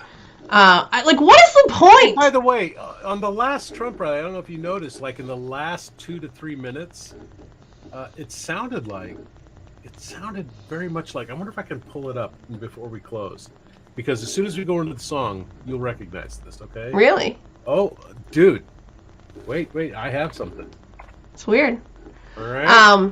Yeah, I mean, it's weird that he's going around and he's doing all these rallies, and now they're ramping up, because it used to be one a month, then it was every 2 weeks, now it's every week. What? I'm sure people appreciate going to see him and listening to him talk, but he's campaigning. That's exactly what he's doing. He's campaigning. So, without ever coming out and saying he's running. Well, his last song is "Hold On, I'm Coming." Come on. Hold on. It's just odd. It's odd to me. Like, you know, when Barack left office, or Clinton, or any of the Bushes, or anybody in the history of the presidents, nobody has ever done this after their presidency. So why is he? All right, let me find the last rally. It's going to be real easy. It's literally the last couple of minutes. It's like the last minute, actually. Copy. Yes. I already have it open. Hold on. Squirrely, Deja Vu is actually up on my website, so I don't know if you just are, like you have psychic abilities or what, but I have been telling everybody to go watch Deja Vu. Maybe we'll all just watch that. That is such a great movie and so relevant to the Looking Glass rabbit hole.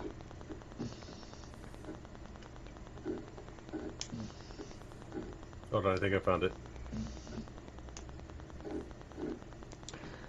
Do, do, do, do, do, Yeah. I know.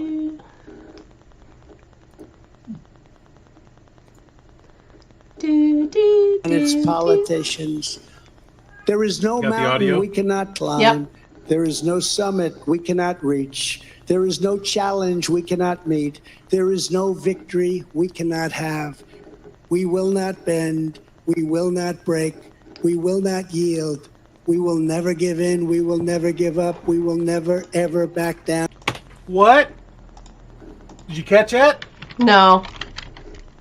We will never give in. We will never give up. We will never ever back down. Is that the lyrics of? Joel, Yeah. And laugh at the stupidity of America and its politicians. Oh yeah. There is no mountain we cannot climb. There is no summit we cannot reach. There is no challenge we cannot meet. Cue your There is song. no victory we cannot have. We will not bend. We will not break. We will not yield. We will never give in. We will never give up. We will never, ever back down. It's weird. It started playing in my head. I'm telling you, dude. Laura said he watches the show. Listen, I'm already Very convinced. sick people that we are fighting.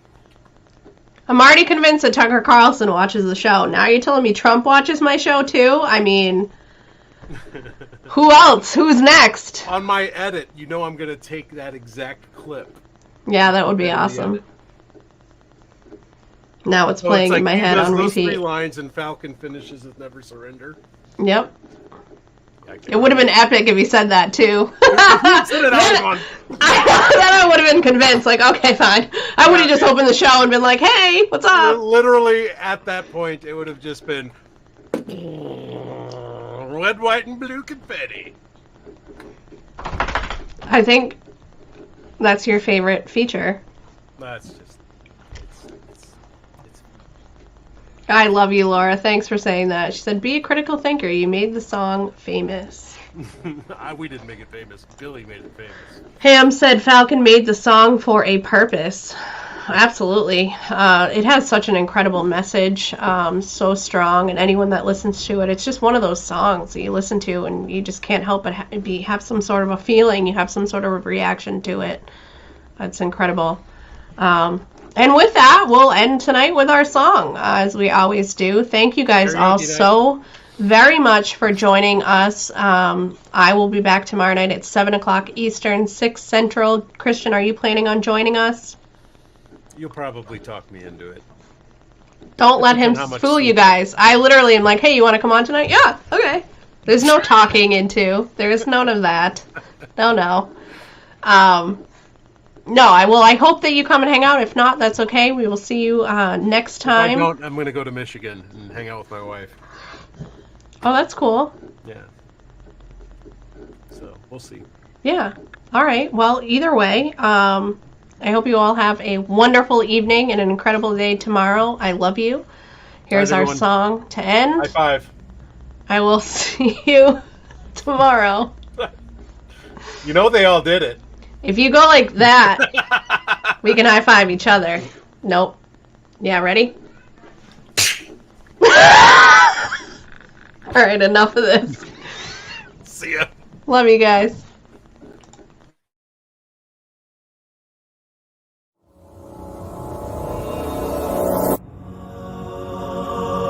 Alive and well, I'm wide awake. Won't take your brand, I'm not your slave. You serve your God, Lord of the flies. I pity you and you mean mine. Lust of the flesh, lust of the eyes. Your bloody mouth unsatisfied. God sees the trap you set for me. He'll not be mocked, I will be free. We will not bend, we will not break. How dare you touch what God gave?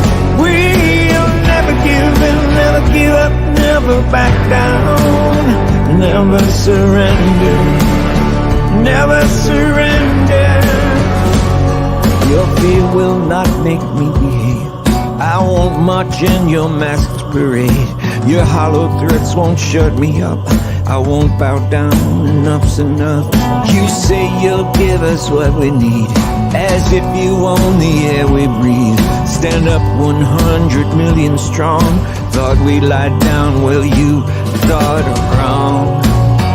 We will not bend, we will not break. How dare you touch what God gave? We'll never give in, never give up, never back down, never surrender, never surrender. Oh, I walk through the valley of the shadow of death.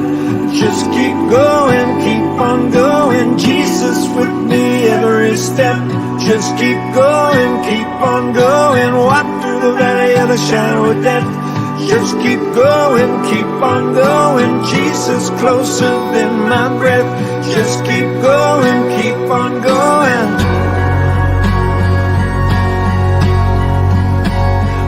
We will not bend, we will not break.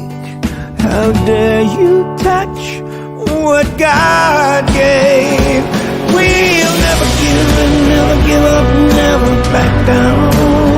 We'll never give in, never give up, never back down. We'll never give in, never give up, never back down. Never surrender. I walk through the valley of the shadow of death. Just keep going, keep on going. Jesus with me every step. Just keep going, keep on going. Walk through the valley of the shadow.